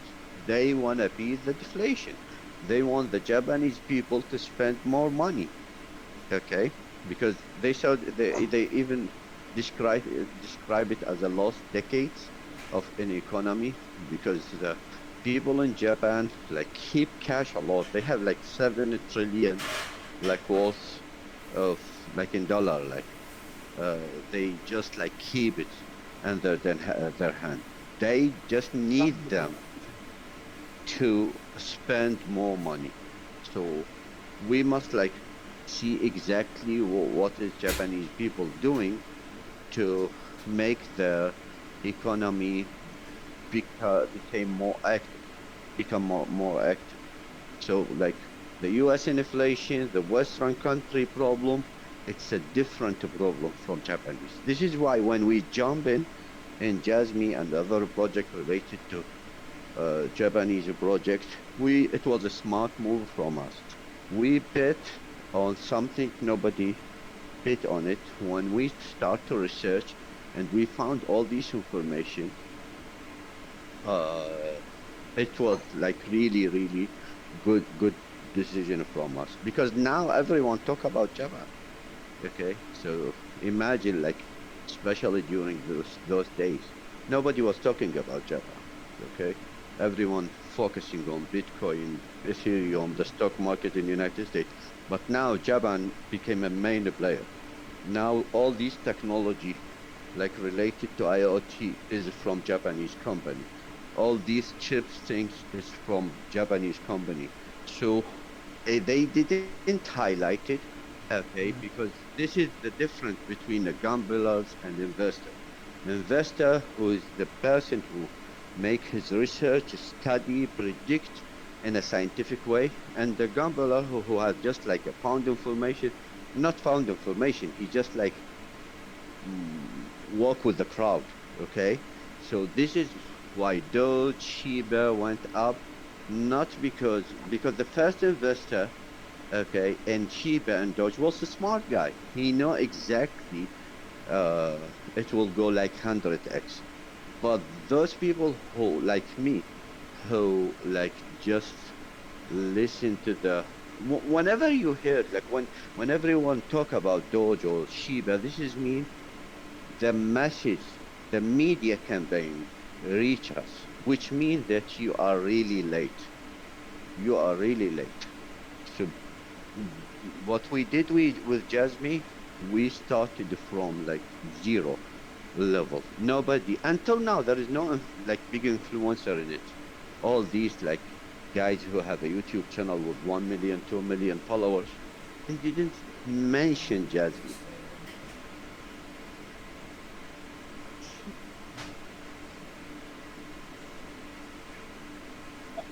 I personally think Japan was always ahead of the market and everything with crypto and everything, because like MC Gox, that company was based in Japan, right? Yeah. I think that you guys already had like a major foothold in the market and everything for what they were doing previously in the past, because like they had their own payment system and all that stuff back in like 2000, like the early 2000s, 1988, when they introduced like Felica with the NFC payment chips. Like these are things that's already happened, you know. I think that they were always ahead of the curve. It's just that, like, you know, the technology just wasn't adopted as well as it should have. But now, like, if you look into Sony, like, do you know who owns 36% of Sony? Who? There's a company called Chicken Noodle Soup for the Soul. I'm not even joking. Yes, Chicken Noodle Soup for the Soul. Look it up right now on Fintel or something. Like, you can find it. It's a company that makes books back in the 1990s and stuff. Remember that? Like Chicken Noodle Soup for the Soul, Chicken Noodle Soup for the like freaking like the Hockey Soul or whatever. Like there's like a whole bunch of them. These guys own that, and they were bought out by a guy who bought Redbox. I'm not sure if you guys remember Redbox. I think they bought it for like a $400 million acquisition. It's like $400 million that these guys bought a bunch of terminals that like would issue. They would issue DVD movies. I look it up. Redbox blows my mind. And like that's what I think in the back of my mind is kind of what they're doing. It's like, because if they wanted to get people to use their payment system and their structure, they would need to be in the country and or have like devices already pre-set up. And if they own, let's say if the Redbox guys, if they own these machines or anything, they can already set up in Canada, the US. They can set up like globally across the world. I'm pretty sure there's a bunch of devices everywhere. So that's why my theory is like with this whole payment structure thing is that they can actually set up actual machines all around the world to do this. They can integrate that with their Sony bank, the Sony Assurance Company, the Line Me partnership that they had before. It can work now, and it can work way better. Because right now, like, I think the next innovation for like 2023, 2024, 2025 is like social finance, right? Like, look at Twitter, look at Telegram. These are companies that have their own, like, that I think they're going to have their own ICOs and all that stuff because they'll offer an alternative to the market, like WeChat, like freaking Line Me. All these companies are like producing their own thing. Like, even if you look at Telegram, right? Telegram is going for their IPO next year. Their shitcoin actually works. They're creating their own shit coins inside Telegram. I was wondering, did he just say shitcoin? He's like, yeah, the shitcoin actually works. Yeah, no. Shit coins in Telegram. Like, I'm not even joking. I'm serious. Like, this is a real thing that you can do right now. Oh yeah, we looked at it last time. There's actual Telegram coin that they brought out. Yeah. So like they were the largest ICO ever in history so far. $1.7 billion in 2018, bro. $1.7 billion, and they paid back they paid back the SEC like $18.4 million. They got extorted by them because they raised money from a bunch of retail investors, and that's bad, right? You can't raise money from retail anybody under $50,000. That's not fair. Do you know, if we make money with JASMY, we should buy Sony stocks. Bro, what are you talking about? Just stock, bro? Like, bro, we're doing more than that. Yeah, I mean, if we make money, because I think Sony will be the leader of the IoT, like all over. IoT, bro. I think Sony's a leader in like so many things, bro. Like they're leaders in in just so many categories. It's just no one knows about it.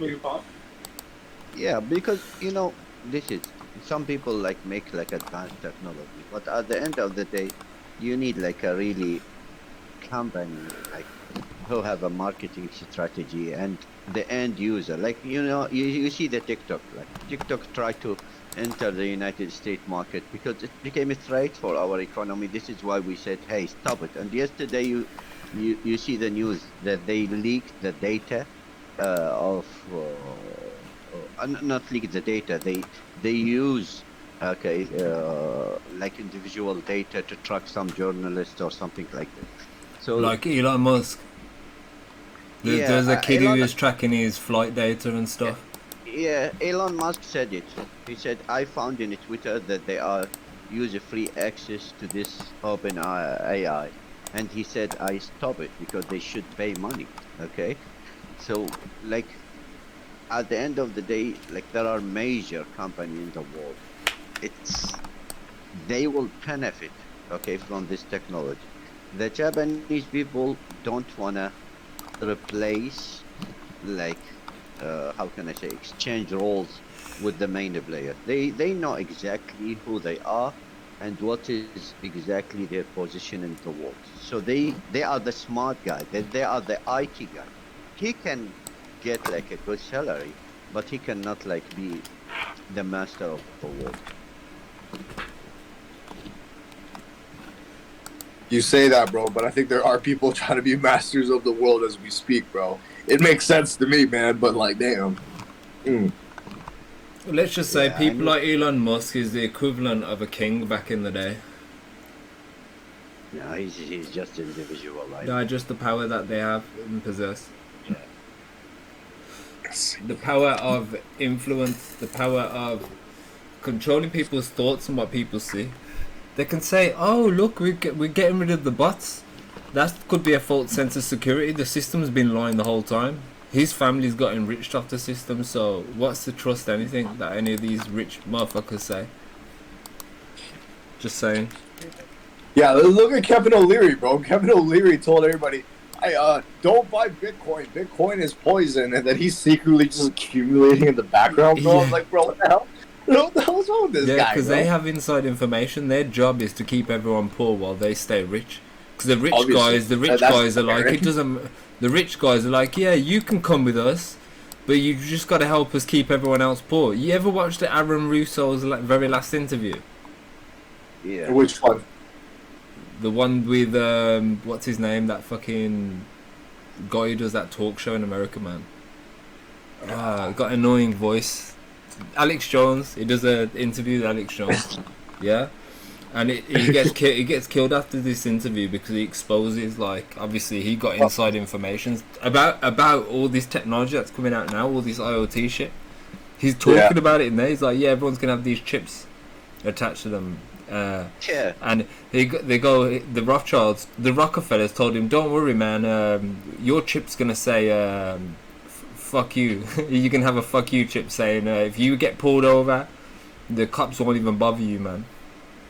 Basically, they said that to him. So he goes, everyone else's chip, everyone else is gonna be enslaved. He goes, oh, this is fucking evil. He goes, I can't be a part of this. He goes, what's it to, hey, as long as your family is looked after, fuck everyone else, man. You can't look after everyone. And he realised the mindset, but they befriended him because obviously he was making loads of controversial propaganda films that were waking up the masses. He's a very big film director in America, man. Did a lot of he did movies in his young age, and then he started doing documentaries in his later age when he started realising, like, the fractional reserve bank, and he started understanding how the system is. And then man, they tried to befriend him though. There's like, come over to my home for dinner. Yeah, man, you're a good guy, man, you should join us. You could be one of us. Yeah, man, tried to recruit him. That's what they do, right? If they can't recruit you or anything, then they'll try to screw you. That's what they did. That's what they fucking killed the motherfucker, man. Yeah, that's what happens though, bro. Sometimes you just gotta bend. They want you to bend, right? Like, that's just how it is. Oh, bro. Damn, we told this guy too much. We need to get rid of him. Yeah, nuke everything. If I tell you the secret, if I tell you, I might have to kill you. Uh-oh. Yeah, just don't tell me. Yeah, no, I don't want to know anything about anything, bro. Just don't tell me anything. You rich? Yeah. Fund my ideas. You rich? Yeah, I'm your friend, man. Yeah, you're a killer. Don't tell me you can kill everyone, man.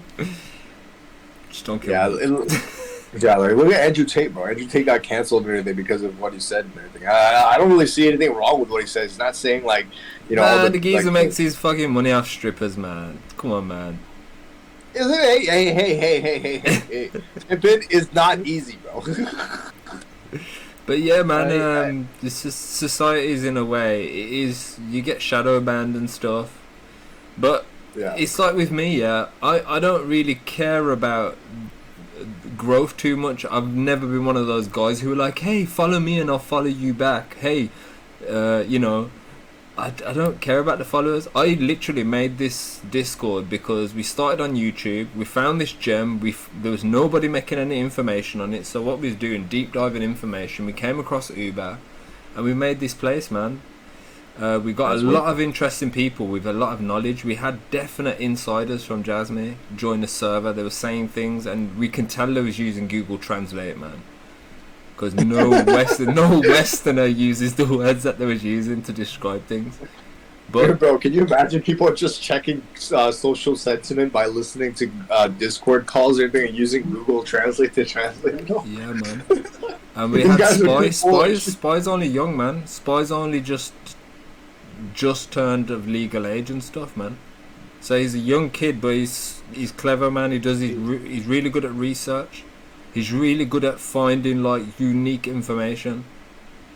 So yeah, man. He's got way better at charts as well. So we're all just here learning. We're learning off each other. We come across people, and don't get me wrong, we've come across people who say, oh, we've got 15 years experience, we know what we're on about, and like our predictions are way better than what they're saying. So we look at what works. Even if somebody's a beginner, somebody could be skilled at something and they might not know it, and like, yeah, man, we help them tune in, man. That's good, bro. Like, it's all about providing value ultimately, right? Like, if you're good at something, I can help you with something. We all work together as a team to win. Man. I just don't. The only kind of people that I don't like in this crypto space is people who say, "Hey, what price is it going to be next year? Hey, when is it going to go up?" The speculators. I'm like, man, I can't. Nobody can tell the future. Yeah, I wish I could tell the future though, but I can't. I posted something in the Twitter now, and I tag you. It's about the Internet of Things by 2025.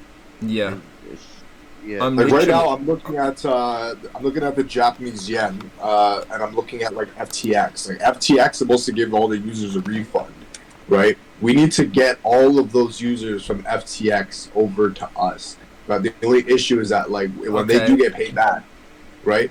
Like these Yeah. guys have a lot of money. The Japanese have a lot of money. The only issue I had was like it was weird with JASMY on the FTX. They only had a perpetual. They didn't have the actual spot trading account for JASMY, right? Which is weird because like I think that like FTX wanted the tokens, right? Like, oh, we'll list your tokens or whatever, but you know you have to provide us market maker pairs. Like I want BTC, I want ETH, I want USDT. You provide me with that liquidity, right? And I don't think they said yes to it, which is what the case I think is because like what was it? The second exchange that these guys got listed on was like with Coinbase, right? Right, like I don't think that they paid for the listing fee. I don't think that they did.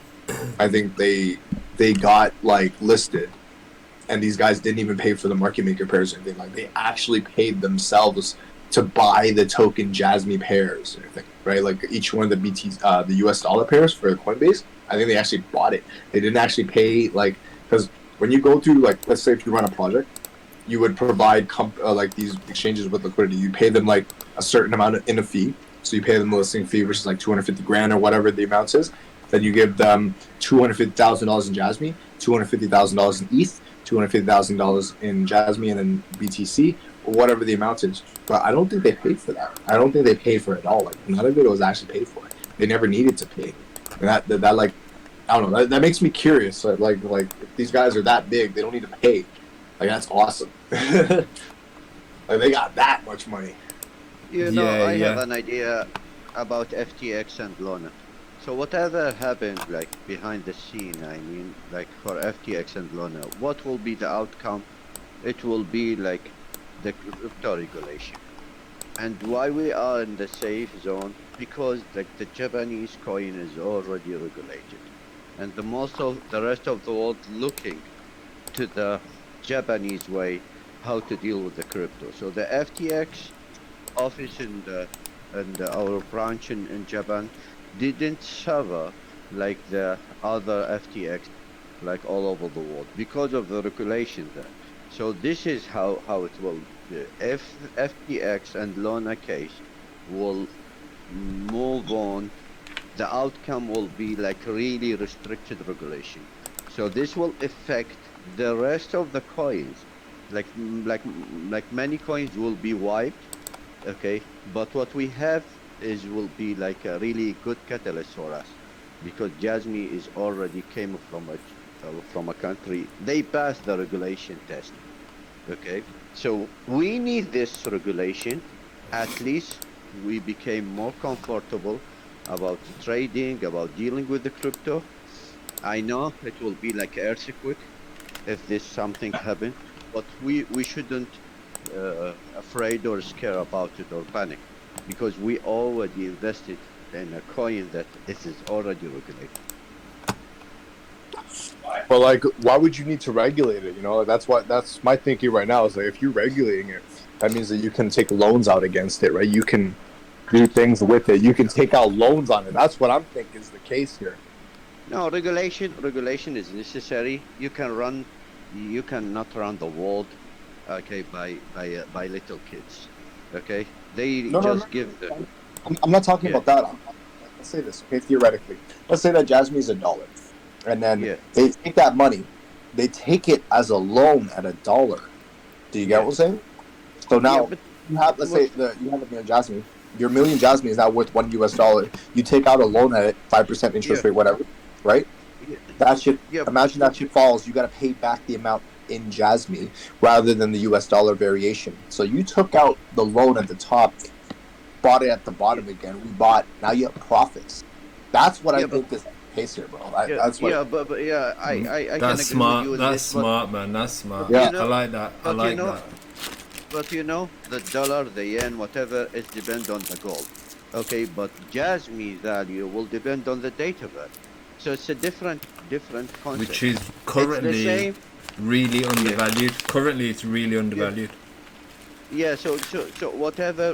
Like like we will exchange the currency because now everything is depend on gold or energy resource. Some because the international debt is not depending only on gold or the currency. It's depend on something called the RS dollar or something like this. Is the what is the energy reserve in the world? So there are like a really tricky economic mathematical factor. You cannot see it. It's like a hidden one. But now let us say, hey, gold is so important because everything related to it. Or energy is so important because everything related to it. But now we create something called JASMY, okay, and it is related to data. Okay, once we dig the earth to take oil and we sell it. They will search or they will capture or they will generate data, okay, and the data will be have a value. This is why Jasmy will have a value. So, like, if the oil go down, if the gold go down, it can affect the rest of the world. But data, okay, will never go down. Yeah, because there's only ever going to be more data created. I think, yeah, the data value will go down because there'll be an abundance of data. Because data will analyze. It's like okay. if data's rare, it's valuable. But if data is everywhere and there's so much of it, there's loads of it, it makes the data cheaper. You helped me a lot. This is why the privacy protection law came, okay, to make it is rare. Okay, it was really available when Facebook, Google can't control it. Like it's like people donating this data for only 4 companies. Now, because of the privacy protection law, okay, it's became localized. It's became you cannot access, okay, the Japanese people data without the government permission, okay, or like France or China or United States. So you already helped me to say how the data will be rare because of the privacy protection law. And as we covered in 2024, 75% of the total population will be under the privacy protection law. So this is how, yeah, it's a market, and we said it will have a value, and people said, no, anyone can access it. I said, yeah, because of the privacy protection law, you cannot access it anymore. Interesting. Yes, sir. Even then, I see Jasmy where it's at right now, incredibly undervalued. And I only look at it from the U.S. dollar point of view, at least at this moment in time. But I know in the future it's going to be significantly more valuable in the future. Not yet, though. Later. Yep. I'm just finding the Bitrex logo on this thing. It is funny. It's funny. It's like, you know, oil, and then you have the OPEC organization. So OPEC organization control the prices for the oil. Now we have data, and the privacy protection law is like the OPEC for the oil.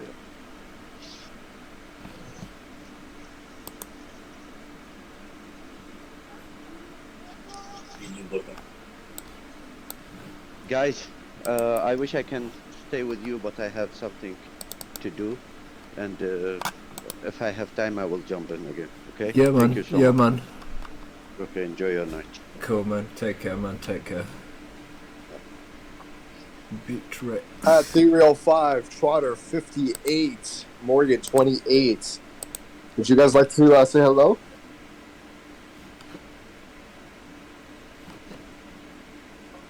Bro, these guys are just like gaining so much alpha. They're not providing. Come on, bro. Contribute, bro. We're here to contribute as a team. Let's go. Let me just see what we got. Bitrex Global.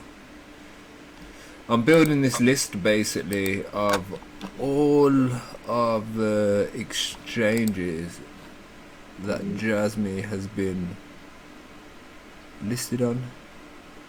Bro, I'm looking at the holders, bro. Like, I see some of these guys are like growing. There's like a few big wallets with like a couple 100 million in there, and they just been buying. Like, they buy and they don't sell, and they've been doing that for like freaking 300 something days ago, 500 days ago.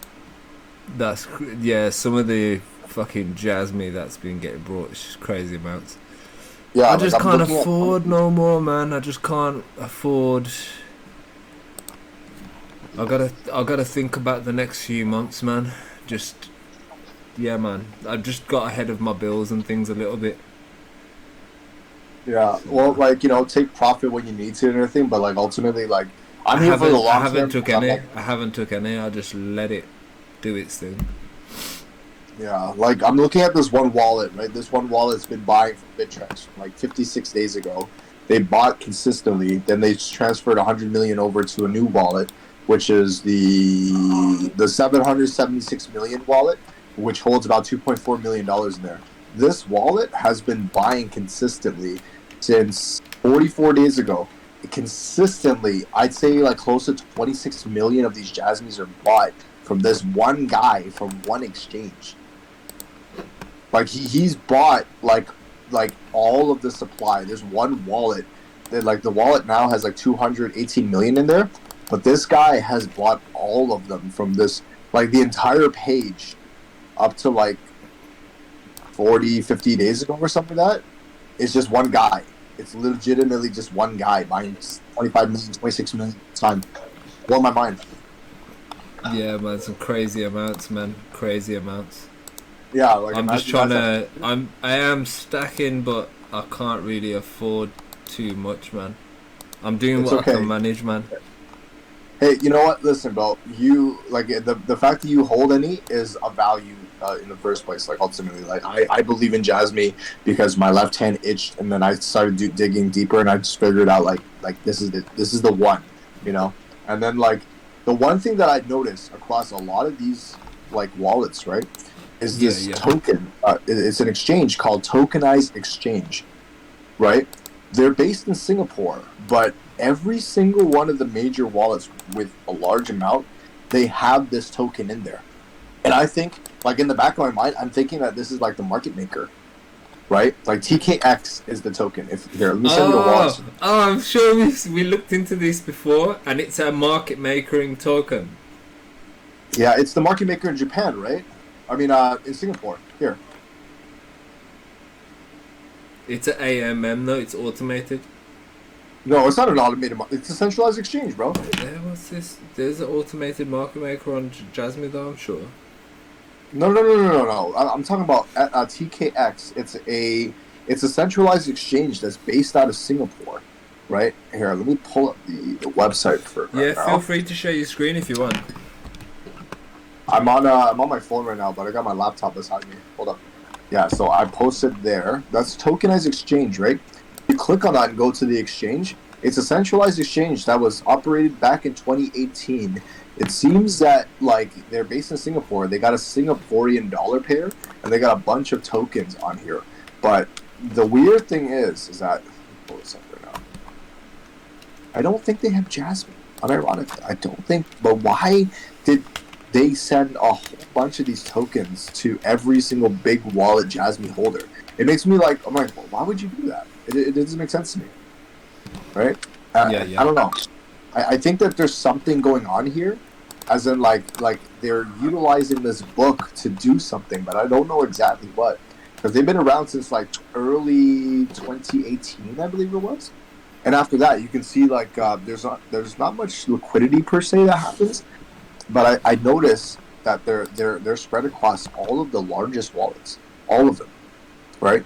And I think in the back of my mind that these are the market makers. These are the guys who are secretly running the show behind the scenes. Like they're with their Singaporean dollar and stuff. There's not much volume on it. In the white paper, the way that it's JASMY is, there's no people involved. There's no human interaction with how the price is dealt. It's an equation. And yeah, the equation is probably linked to contracts that are tied to wallets that trigger wallets when contracts are fulfilled. Yeah, like For example, there was a tweet not long ago when Harris says that we are ahead of schedule, and that could mean that could be why the certain wallets were getting emptied, and all of a sudden, not long after that tweet, oh, the dilution slowed down and stopped. Have we had any dilution since, like a week ago? Bro, like I don't think there's been that much of a dilution anymore and everything, but like the wallets have been consistently growing.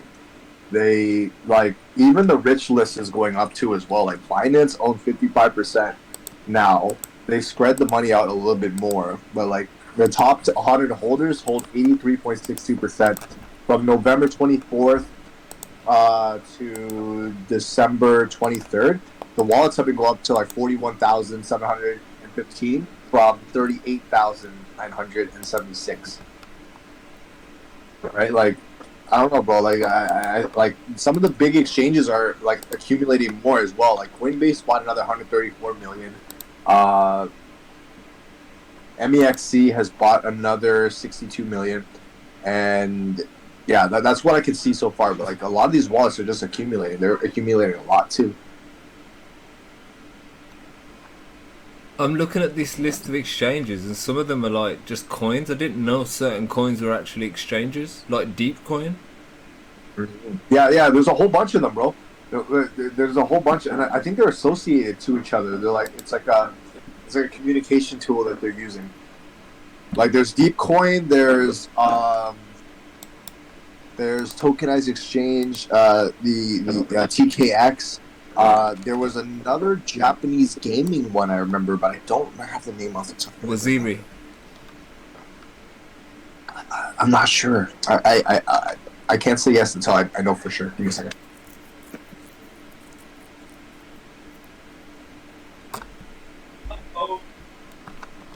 Tokyo Token as well. I wonder if was that it? That's one. That's JASMY one. headquarters in the same building, mate. Yeah. JASMY headquarters are in the same building, I'm sure of it. But yeah, it's linked to Tokyo Token and Hara. I'm sure he's the CFO of Tokyo Token as well. I'm sure of it. Yeah, like I think ultimately like they're playing a large game where they're like gonna take over the world. This is like one portion of this whole thing. That's why I'm doing this list right now with the exchanges. I'm looking at all of the exchanges and seeing what I can find. Yeah, like this wallet I've has started from Hara's very first tweet and working my way up individually. So we get some, yeah, man. That's how you got to do it, man. Yeah, fuck yeah, bro. Like, but here's the thing though: the guys that own all of these tokens, right? Like this one Coinbase. I sent you the address. He's been buying consistently from Coinbase, and he's never sold. But he's been buying since 157 days ago. He has like a couple hundred, like 932,000 in there. Zero ETH, no ETH in there. Probably Elon Musk. Yeah, Elon. There's another one, Elon 1 or whatever. Yeah, there's firing staff. I'll tell you what. I'll give you your jobs back, but you got to use this. I'll give you your jobs back, and I'll give you a Vio laptop. Yeah, it's perfect, bro. Yeah, let's go. But you got to use this PDL. That's perfect. Let's do it. Monitor your workers. Mm-hmm. Make sure there's no, and if there is a data breach, you'll be able to identify whose computer it's come from. Things like that. Yeah, Bittrex right now only has like 0.44%. Huobi only has 0.2%. Like these guys do not hold that much tokens. Like Binance controls the majority of this. Like, yeah, like I really think that like later on when they do pump this later, Binance is gonna bankrupt everybody. Truly. Well, to buy all the tokens OTC though. Uber says a long time ago, how the exchanges will work out is just how politics works out.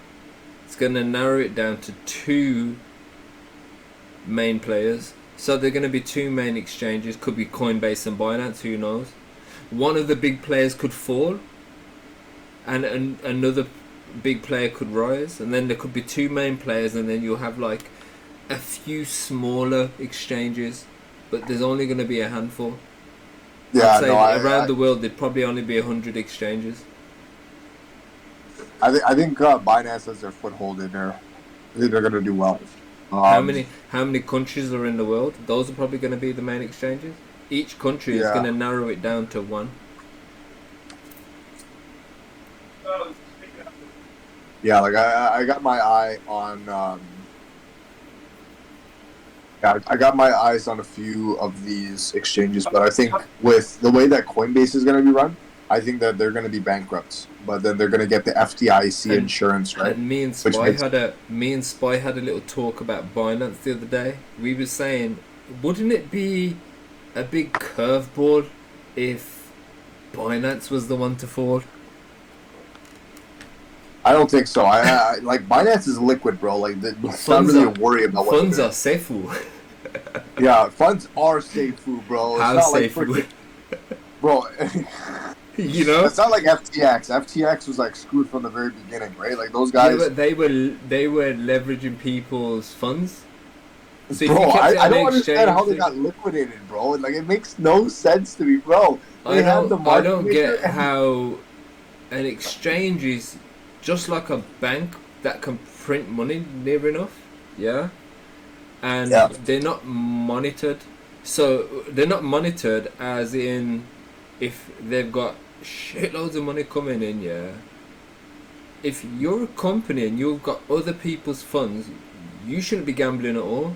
You should only gamble with your own funds, not somebody else's funds. And that should be like all across the board with banks, you know, all this fractional reserve and all this crap. Because that's basically what FTX was doing fractional reserve banking on an exchange. Bro, that's like the craziest part, bro. Like they actually got money from people. Like BlackRock gave these guys millions of dollars, bro. I'm like, yo, what the hell? BlackRock how gave can them an exchange do fractional reserve banking on user funds? How is that even possible? How is it legal? No. Because the banks FTX get away with it. Bro. They can get away with it.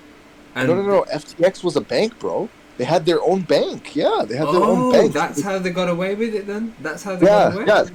Bro, that's how they did the fractional reserve banking. They took the user funds and then they made more money out of thin air with their FTT tokens by taking out a loan on it. And because like they're a banking institution, right? They're able to get money from the banks themselves and stuff, right? Like I guarantee if you read the terms and conditions in their contracts and stuff, I bet any money they've got it written in there what they're doing. They've just used clever language, so you know.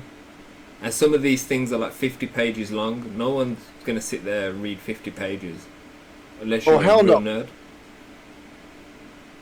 We're not gonna read. What the heck is that?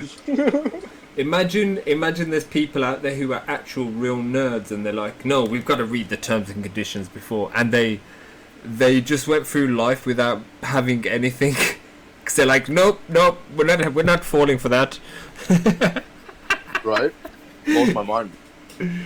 But yeah, I'm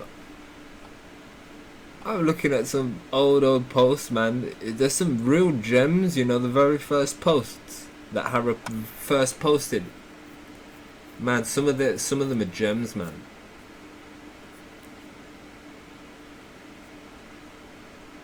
We got the call center. We got Transcomos with the call center stuff.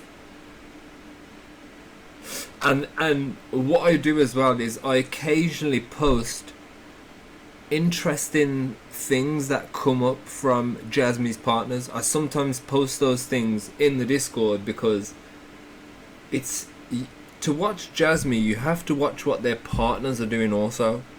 And man, some of them are doing some very interesting stuff, man. Transcomos, Meta Vista, I see a load of posts coming from there. Let me actually see what I've got recently.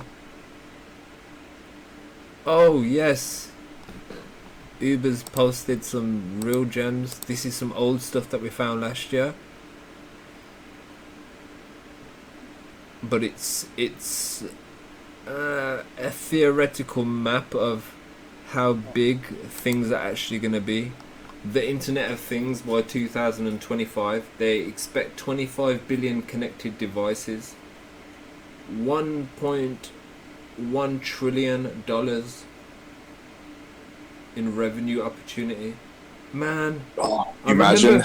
I remember when I was a little kid, I was a child, and a lot of money was £1 million.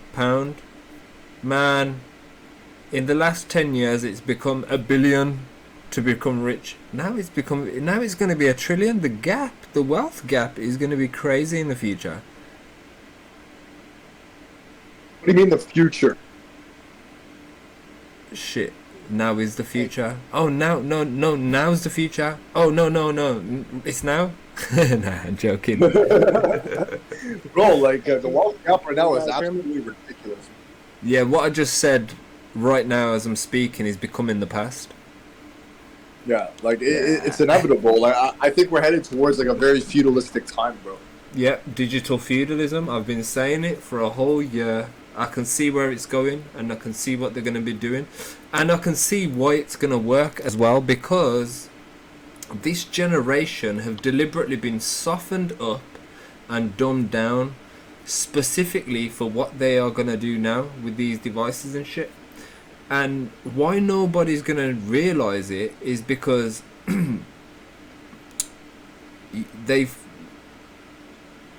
it's going to be something different. It's going to be an alienation, basically, to what you're used to. We've never lived in times when feudalism existed, or communism. I was born in the 80s. All that stuff, all them wars was just finishing, you know, like when I was born.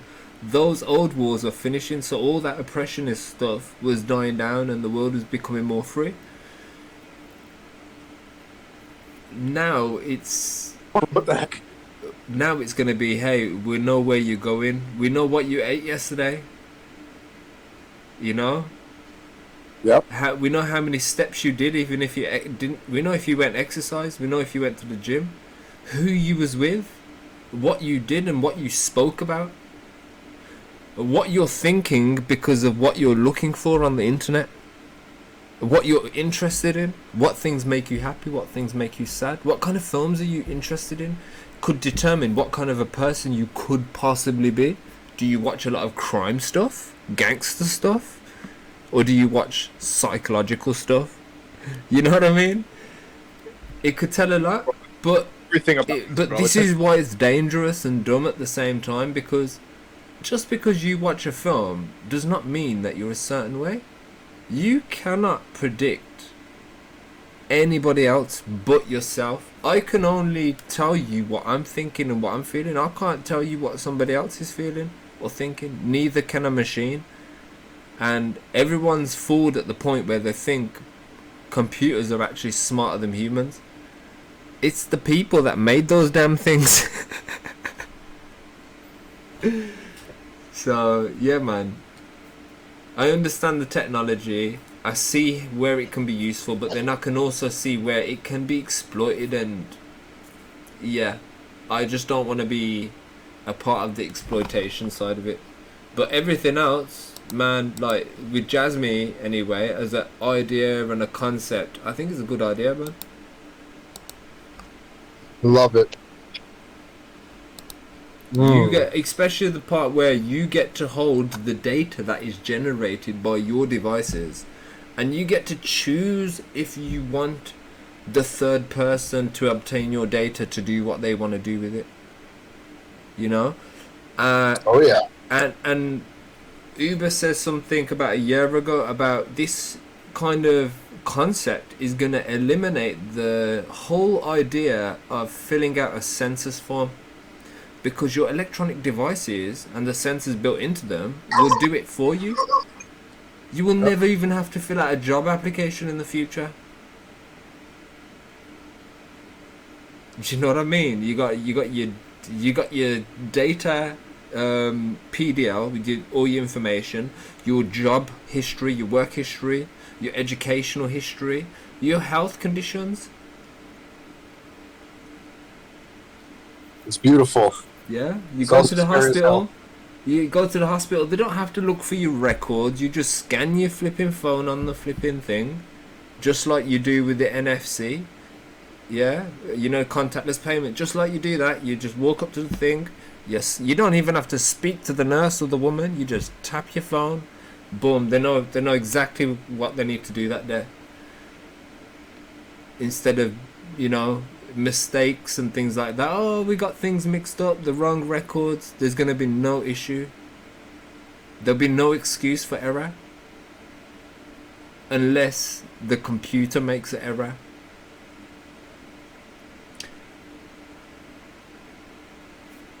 But yeah, I think we're definitely the best project, man. Sony make a lot of things for mobile devices, communications devices. They make a lot of stuff, so we're in the right game. And this is the next thing, especially if the whole government is focused on crypto, metaverse, and NFT. That's like the whole agenda for Japan right now. And smart cities as well. That's another big thing that they're trying to do. That's inevitable, bro. Like, our entire lives are going to be automated by artificial intelligence. Like, robotics, AI, all that stuff is going to automate our entire lives. Everything. Like, you ever seen the movie WALL-E? Yeah. Imagine that, but on Earth. The one thing as well, what do you think about the concept of NFTs, where they say that information and data could be held in NFTs? Let's say medical records. Like, Credit yo, card that was information. inevitable, bro. Like what I'm looking at is like the private equity market. Imagine you can buy and sell mortgage-backed securities on NFTs through like let's say like a yield farm of NFTs that are based off the mortgages of like an entire city block or something, right? That's what I think is the next big step. That's why like I look at BlackRock, right? BlackRock would be like one of the biggest holders of this NFT thing. It makes the most sense to me because they own so much assets or whatever. Hey, right? you don't physically own it, but you virtually own it. Correct. Yeah. Because like imagine Oh, the whole man. part. I think what crypto was with the NFT market was that you need to have like an Aave or like a decentralized bank or like a CeFi bank, right? That's why Circle would be like one of the main guys who would be able to participate. That's why BlackRock has invested millions of dollars in them because They're trying they to make know everyone distracted from other things like raw materials and gold and things like that. But right now, I think the smartest people would be buying land and things like gold. They would actually be buying up these things, and they're being devalued. So I think they can be brought up for dirt cheap by the people who own all the wealth, and that's likely going to be the people who create the money. And we saw it coming as well in the UK. About 15 years ago, we started having the thing with the gold, where the gold prices went up, and what it caused to happen in the UK was people would selling all the gold. They were just getting rid of it because they was making so much more money than what they brought it for. And now there's less people with gold. like I don't know, bro. I think the problem with gold itself is that it's not used for anything outside of like it is technology. It's where do you think everyone's like, oh, the country's got no gold reserves left? Where do you think it's gone? It's gone in your technologies. It's in your circuit boards. It's what it gets used for. It's a conductor. That's such a small thing, bro. You should be able to use it as a means of investing and stuff too, as well. You know, that's why I love Bitcoin. Bitcoin's great because it like unlocked a whole new market, opened up like new possibilities. It's called a precious metal for a reason, though. It's called a precious metal for a reason. Yeah, gold is not valuable in the U.S. dollar valuation because you're playing with manipulated figures. It's like you're trying to measure something, but the measurements keep changing. It doesn't make sense. That's like the diamond market. this diamond. The diamond ring was only created in like what, about 100 years ago, 150 years ago. Yep. The diamond ring hasn't been around for a long time. They made it a thing, and they brought value to it. They was like, oh, shiny stones, polish them up. Oh, we sell them for thousands, make it look pretty, and they made a market out of it. So they made a market out of polishing stones out of the ground. And yeah. Yeah, you gotta respect De Beers, bro. They hustled everybody properly, okay? Well, they're the people who control influence and consciousness. Somebody influenced others. Somebody influenced others to buy into these ideas, and how they did it was through the entertainment industry. It's like, hey, let's make a new fad. Hey, how are we gonna make money? It's like, let's get realistic. Japan. How many fads has Japan made? They made Tamagotchis. How many Tamagotchis did they sell worldwide? They probably cost 20 cent, 10 cent to produce. Bit of plastic, a little microchip with a little screen on there. Program it. Takes a couple seconds. Doesn't cost nothing to program it except for electricity. You're probably programming 1,000 circuits in per second. You know what I mean? It's all robotics. They're so efficient. Their production line's just mainly robotic. It's all automated. So they can make money, be cost efficient, and make a crazy profit by making a crazy fad. And then they had things like Pokemon cards. Bruh. They didn't even cost a cent to make. Probably make a whole deck of Pokemon cards for a cent. You sell them for $2.50. You sell them individually, you get $100 for some of the cards. Some of the cards right now are worth $10,000. So they're making even more money now than what they were before. Man, it's all consciousness, man. It's all like controlling an idea, pushing it out there, making it circulate, making it a trend. Because once it starts trending, then you get people that buy into it. And some people, once they start buying into it, they'll keep buying into it because they're invested. They believe in the idea and they don't want it to fail. So they're gonna keep investing, hoping for it to be something. You know. But yeah, man, Japan are the masters of fads. They've got an NFT task force. So they're taking this shit seriously, man. They know that, alright, man, this is a new little avenue. This is like Pokemon cards, but we can make money now. But the rest of the world's in on this one though, because there's US companies doing NFTs. So there's a lot of worldwide competition. Japan hasn't got it cornered. But yeah, man, I'm just hoping to get like all of these users from Japan to like make like all of those users to come to us, like, you know, because like FTX Japan and the Bahamas were the only ones that were able to get their money back. And if FTX gets their money back, isn't Bahamas tax-free haven though? Well, you're not allowed to gamble per se because there's no gambling there, right? Yeah, but that's the laws basically what a crypto exchange is. It's a casino. They just changed the word. They just changed the name of it. Call it an exchange instead of a casino. They make money whether you gain or lose money. They make money on each transaction, whether the price goes up and down. Like, they make money in so many different ways. It's crazy. And people think, oh, how are these exchanges like? This is why it doesn't make sense when some of these exchanges fall. Like, they're making so much money. How are they like in debt? How are they falling? It made no sense to me how they even managed to lose any money in the first place. They didn't have a liquidation point, right? Like Caroline, she was gambling with the money that like was given to her, right? Like she had like $10 billion, and like she never would have lost. Unironically, bro. Like if she kept her positions open, she'd never get liquidated because they literally have no liquidation point, right? They were stop loss hunting everybody. Right, like they that's literally what they did because they had access to everybody's position on the exchange, and that was the messed up part, bro. Like, that makes me like, I don't know, bro. It made no sense. I was like, it's like a roulette wheel. it's just like a casino. It's like spinning a roulette machine. Yeah. Yeah. They know before they even put that ball on the table what numbers have got the least amount of money. And what they do, they just make the magnet go under the table around that region. Yeah.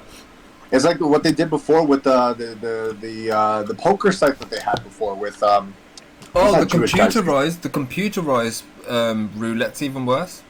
Because it's computer, you're telling it what numbers you want. Right? Yeah, you're literally telling them like, okay, I need it at this price. This price. And my liquidation point is here. You know like, what I do? You know what I do? And I usually win. What? I go on the machine, yeah. I pick one number. Just one number. And I put like $3 on it. And I'll have $20. I'll have $20. Put $20 in the machine, and I'll just press respin, and in one of those spins, it will hit that fucking number. Yeah, over a period of time, right? Like you gotta make sure that you're actually gonna win. And usually it's on the very last spin. I swear down. I go in the shop. I'll go in the shop here and there. I even say to the woman, I'm like, you watch this, on the very last spin it's gonna give me the win, and it will give me the bonus spin on the very last spin.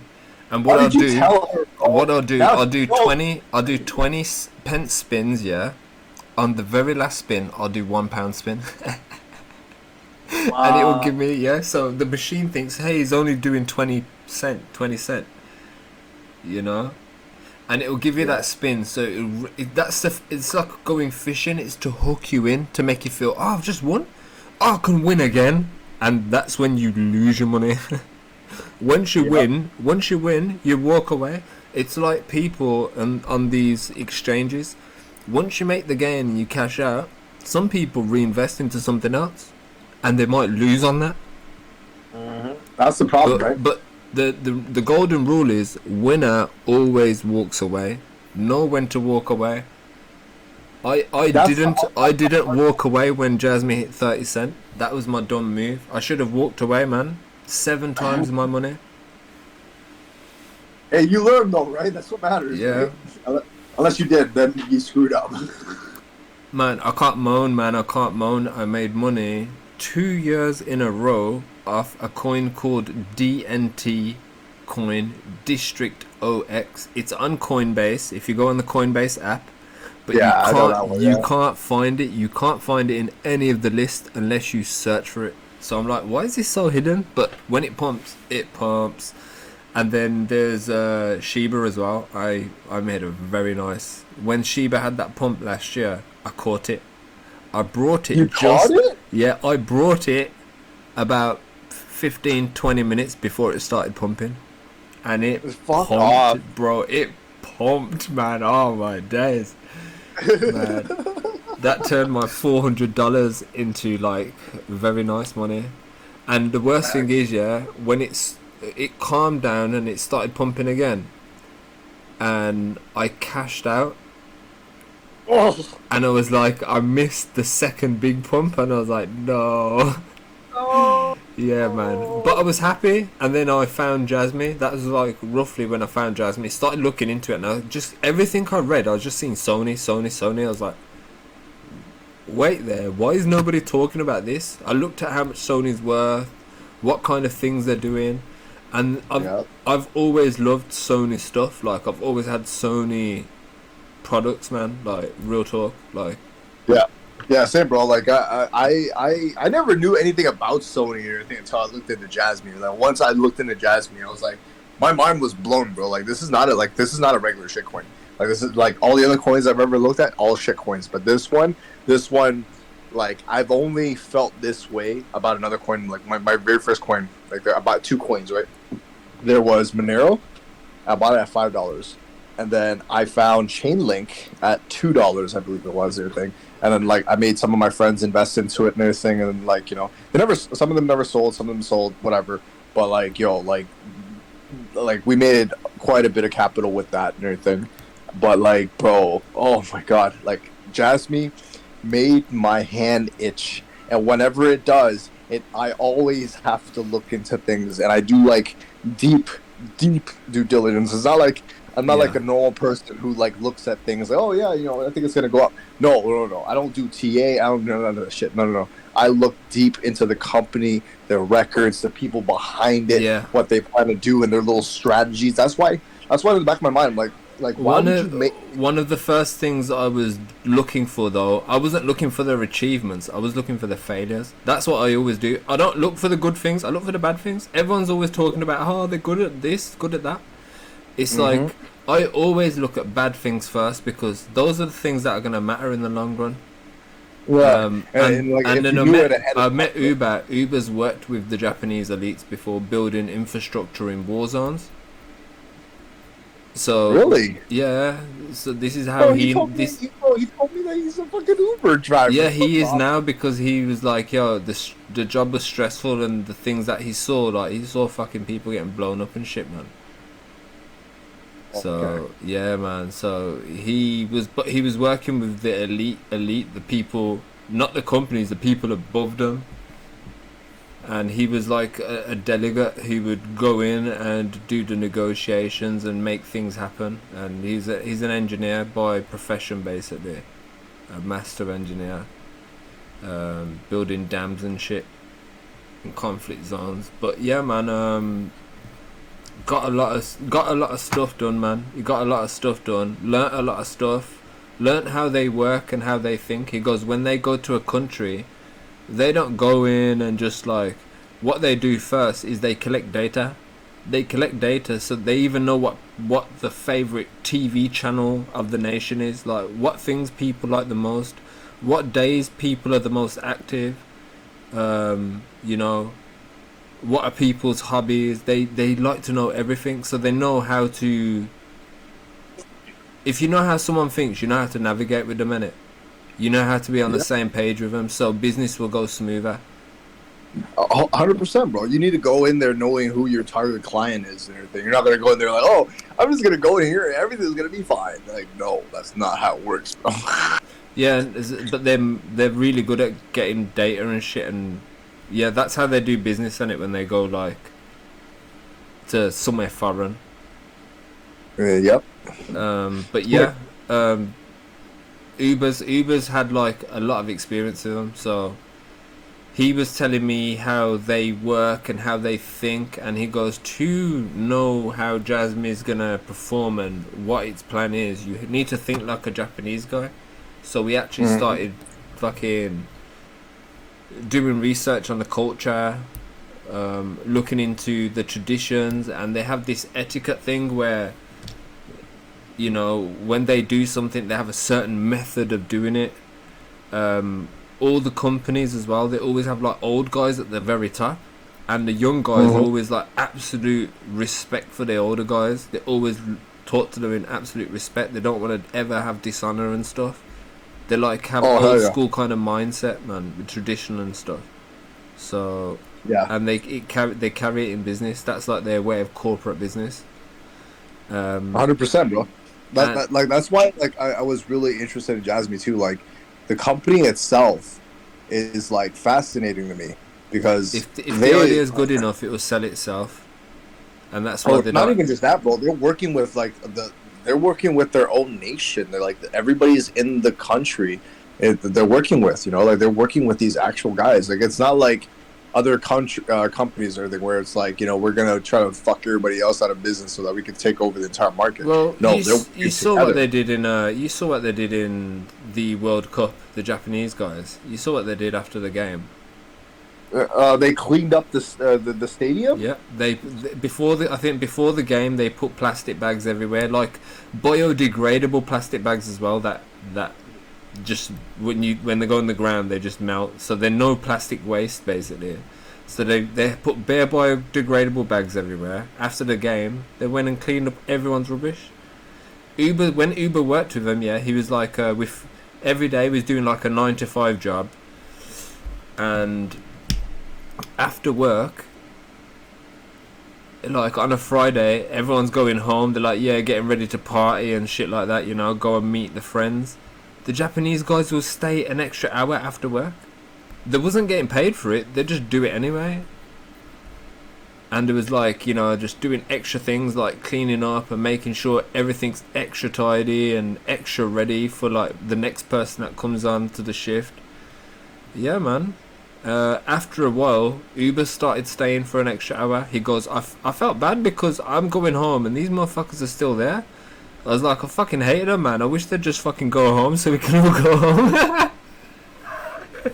I respect it though, man. Overtime, let's go. But yeah, man, he's had experience with him, man, and he's got a unique way of finding things, man. He thinks outside the box, and he always finds very unique pieces of information. Some of the charts that he's found like diagrams that look like fucking blueprints. Yeah, like I've found quite a few of them. That's why like I'm looking into it. There's like actual. I think that there's a chart out there right now that shows what JASMY is gonna do. Not like the dates might be off, just like about a couple days. Yeah. That's what I think. Yeah, like I truly do believe that there is a repeating pattern. If you search for JASMY, when I first found JASMY, yeah, I kept coming across this thing called cover mark. Cover mark? Yeah, it's makeup. It's like some Japanese makeup, and one of the things is called JASMY, the makeup, and I'm like, is this a real fucking brand? Is this like their Maybelline? I'm not sure. I want to see how popular it is in Japan, because what if it's just a fucking way of them signaling? Because I found some fucking dodgy site, man, some dodgy Japanese site a very long time ago. I've tried to find it since, man, and I just fucking, man, I was looking through Google for like 2 hours, man. Like, I've actually got the stream recorded as well. Bro, like I keep finding things with this token. It just like for some reason it's linked to crazy amount of things. Bro, it links to everything. I don't understand it, bro. Like I've never seen a token that's like so ingrained in like everything. Everything. It blows my mind. What's the most interesting thing to me is there's other networks like the Plug Network, the Silo Network, Centrality Network, and there's loads of other networks. Even Polygon, I'm sure Polygon Network's interlinked with JASMY in some way. But I found it interesting on what their partners are.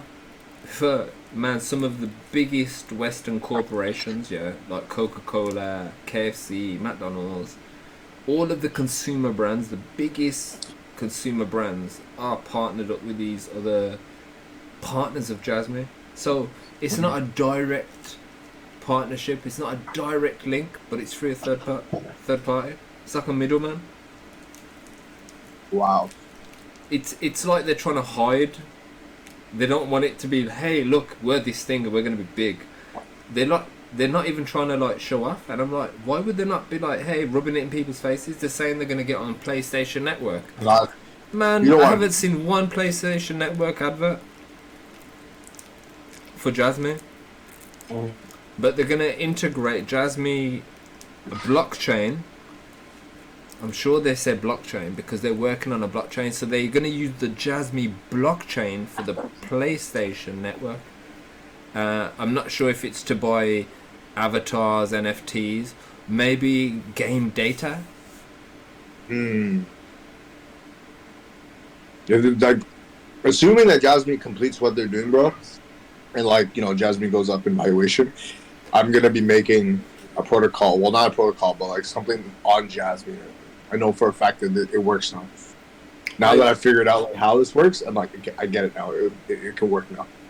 This is why I'm going through the oldest tweets. I'm literally starting on Harris' page, and then I'm going to go to the JASMY management page and go through each and every single tweet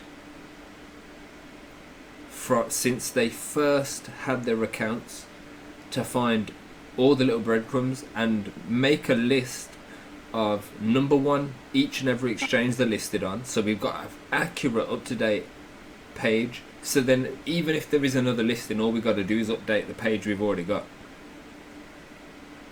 And then another one is a list of all the companies, but categorize these companies. So if one deals in mobility, You know, there might be a few mobility companies, a few corporate things to do with medical stuff. Call centers, they got Transcoma, so that's corporate businesses and call centers and automation of voice chat. They got the IoT stuff as well, but that's Sony. They're like, JASMY, we're not Sony, we're separate. So, yeah, but yeah, that's why I'm mainly just focusing on who JASMY's partners are, man. Yeah, check your DMs real quick, bro. Wits. See, the thing is, yeah, we got JASMY's partners, but then when I look at Sony's partners, I'm like, even more bullish, because JASMY isn't Sony and Sony isn't JASMY, but when you look at Sony's partners and you're like, it's just crazy bullish. For example, you got the TSMC, which is Taiwan Semiconductor Manufacturing Company. There was a semiconductor shortage in the world. It was all over the news about 6 months ago, and Sony's got this big partnership. And Sony's a Japanese company that is part of the G7. Come on, man. G7, biggest nations in the world. They've got an agreement. They're definitely all in business together. And then you got Denso. Then you got Denso, which is a corporation, is a global automotive components manufacturer. Yeah. It's global, and it's a Japanese company. From independent, it used to be part of Toyota, but it's independent from Toyota. But Toyota is a partner of JASMY. Yeah, right. That's the craziest thing, bro. Like, whoa. And so is Panasonic. Yeah, bro. Like, I really do believe that they're just repeating the same cycle and everything from what they did previously in the past. And I think that there's a chart out there that represents that and everything. Check your DMs. We know what the world thing's going to be for the IoT and the Web3. The agenda is about putting these chips into everything that's electronic and could give signal. So all of these companies, if you look at what they specialize in, it's all some kind of technology. It's some form of technology, one or another. So what JASMY is probably going to do is provide the software that links this technology to the securing the data that these technologies create. So that's why JASMY is separate, because it's got its own function. It's not doing what Sony's doing. Yeah, it's got the secure PCs, but that's for its own thing, which is the data, the collection of the data, the security of the data, and most of all the monetization and the self-governance of that data, where you get to choose, do I want this company to have my data? No, I don't. You know, and what parts of my data are they allowed to access? You get to choose that as well. So I like that concept. But we haven't seen, this is the thing, I look at the negatives more than anything. We haven't seen anything that suggests that's even happening yet. Yes, these ideas were placed into public domain, yeah, but we haven't got anything confirmed. So far it's just corporation stuff.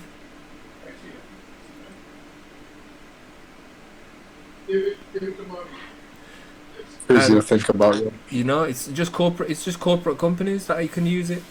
Where can I use it? And then if I am using it, what's to say Google, Facebook, Instagram, Twitter isn't still getting that data? Or is that 100%. data not safeguarded? Or is it specific types of data? Because data could be many things. Is it just device data? Data that's generated by devices that it protects, or is it other kind of data like your birth certificate, your passport? You know what I mean? Those kind of things. Your job history. I think it's all of that stuff, bro, and more.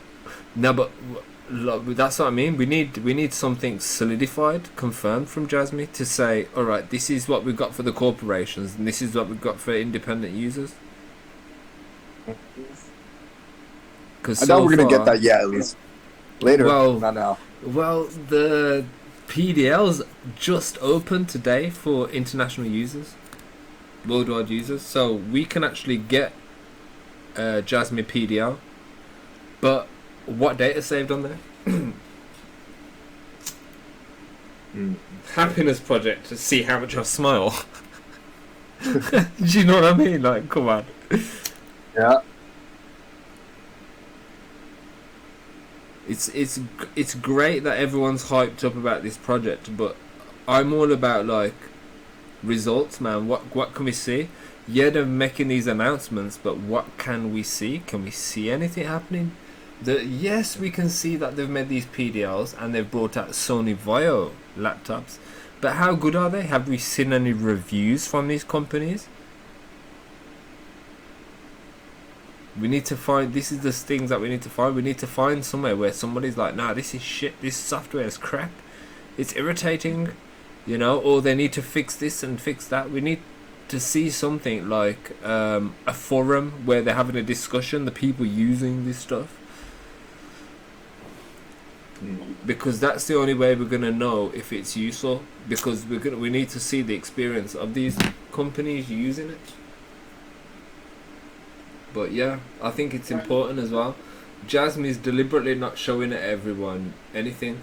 Deliberately, it's like they're trying not to show people stuff. Oh, they're not trying to show people their hand right now, bro. Like they're building a new innovation, right? That's why, like, even with the JASMY blockchain and everything, if they succeed, like, they're gonna succeed with that. And then when they do that, it opens up like a plethora of like things that they're gonna be able to do. Right, like they even said on the page there, like on JASMY Global, like they're pricing the JASMY token at $16 US. $16 US. 16. Who said that though? Go to jasmy.global. Okay, now scroll down to the blockchain portion. There's a portion on there that says PDR or something like that. That's $16. Look. No, that's not how much JASMY is going to be. It's 16.7x. 16.7 US dollars. No, not it's X. 16.7 PDR. Yeah. It's an equation. It's not saying that it's going to be that much pounds. It's a percent. No, it's an X. It's a multiplier. No, it's price data value ratio, right? So there's like, I'm speculating it at like 16.7, right? They've got the equation. They've actually got the equation of the mathematical equation of how they work that out on their roadmap. I believe it's not on the white paper, but it's on the roadmap.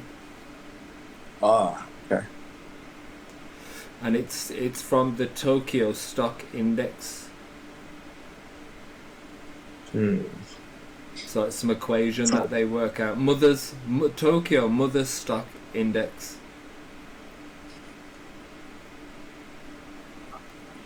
Hey man, I apologize, man. I gotta run. I'm gonna have some Christmas dinner. But you have yourself a Merry Christmas and a Happy New Year, bro. And yourself, man. And yourself. Take care, man. Have a good one with the family, man. Have a good one with the family. I'm gonna get I'm gonna get this information and put it all into like a little presentation. So then the next time I have a list of all the exchanges, so we get a bigger picture of, hey, this is how big this thing is. Have a look at the DMs I sent you and see if it correlates to what I'm talking about right now, because I think it does correlate. Yeah, man. I'll have a look.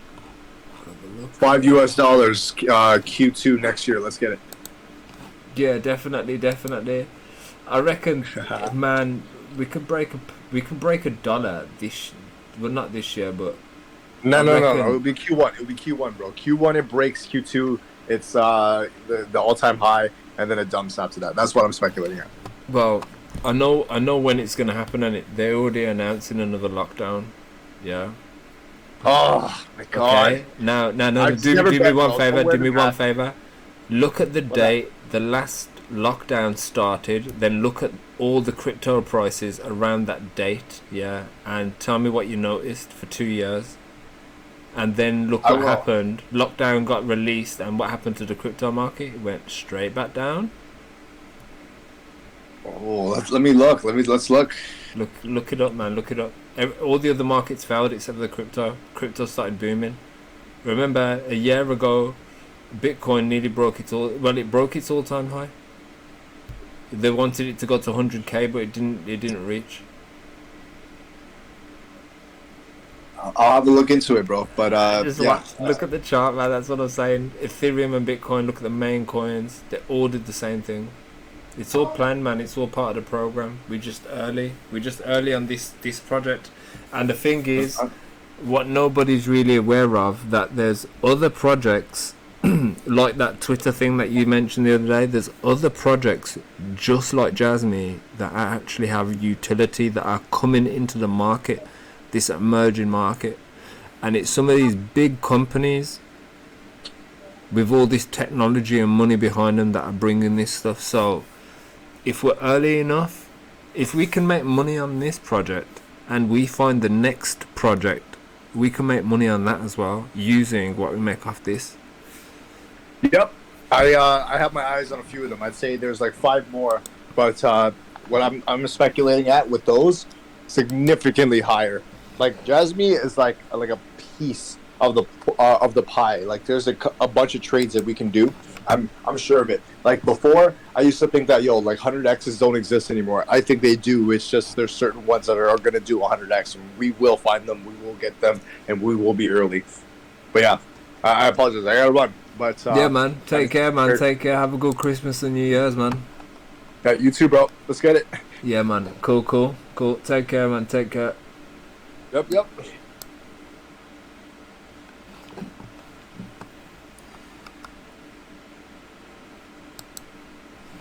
The end. I do have to sort this out though. Definitely.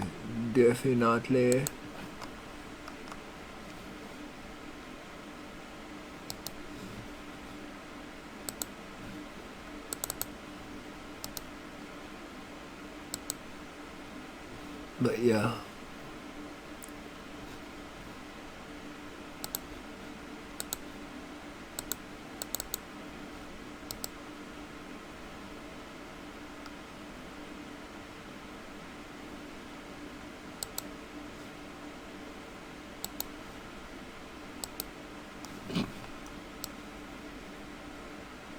Yeah, got this list of exchanges and shit that I'm building up. So all the exchanges that JASMY is listed on, they have little symbols next to them, and then we get a bigger picture. And if there's exchanges that are not listed on this page, I'll just add it like down here, you know, on a new page. So I'm going to do this for all the things JASMY's listed on, and then I've got a separate one for, let me show you the separate one.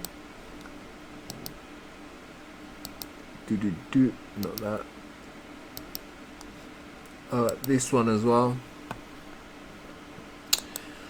And this one is going to be, you know, the strategic partners and direct partners of JASMY. So you got WITS, Transcomos, Vio, blah blah blah, etc. and all that.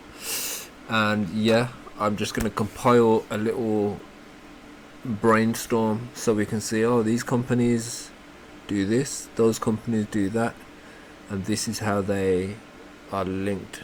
This is what connects them. But yeah, I'm just gonna get all these things put onto the page, and then I can start putting them into order and getting things done. But yeah, it's good having a little talk. It's Christmas in what, an hour and 40 minutes, hour and 38 minutes. So yeah, have a good Christmas, guys. Have a new year. And let's hope JASMY does some spectacular things in the next few hours and next few days, next few weeks, and the next few months. Let's see JASMY break out and lead the market. I think that is one of the biggest things I want to see happen now. Definitely.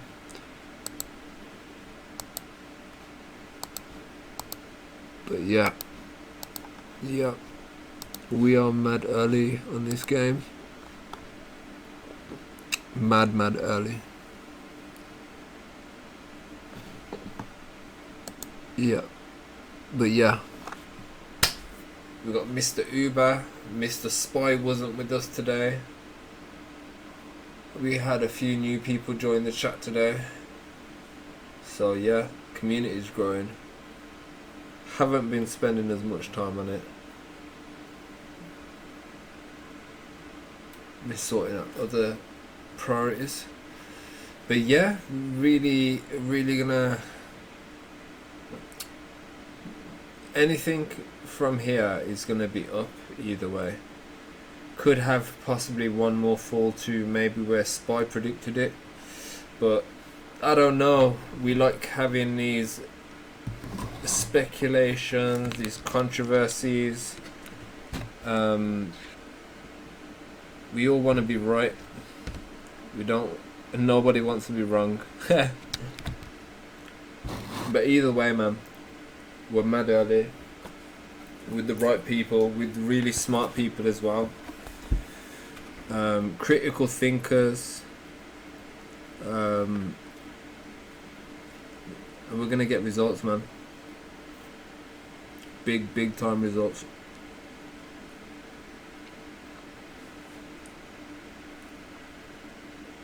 (2025) is where we look back and we think, wow, I'm so glad I spent the time doing what I did. I'm so glad I made the decision I did. Yeah, big up everyone, man. Take care.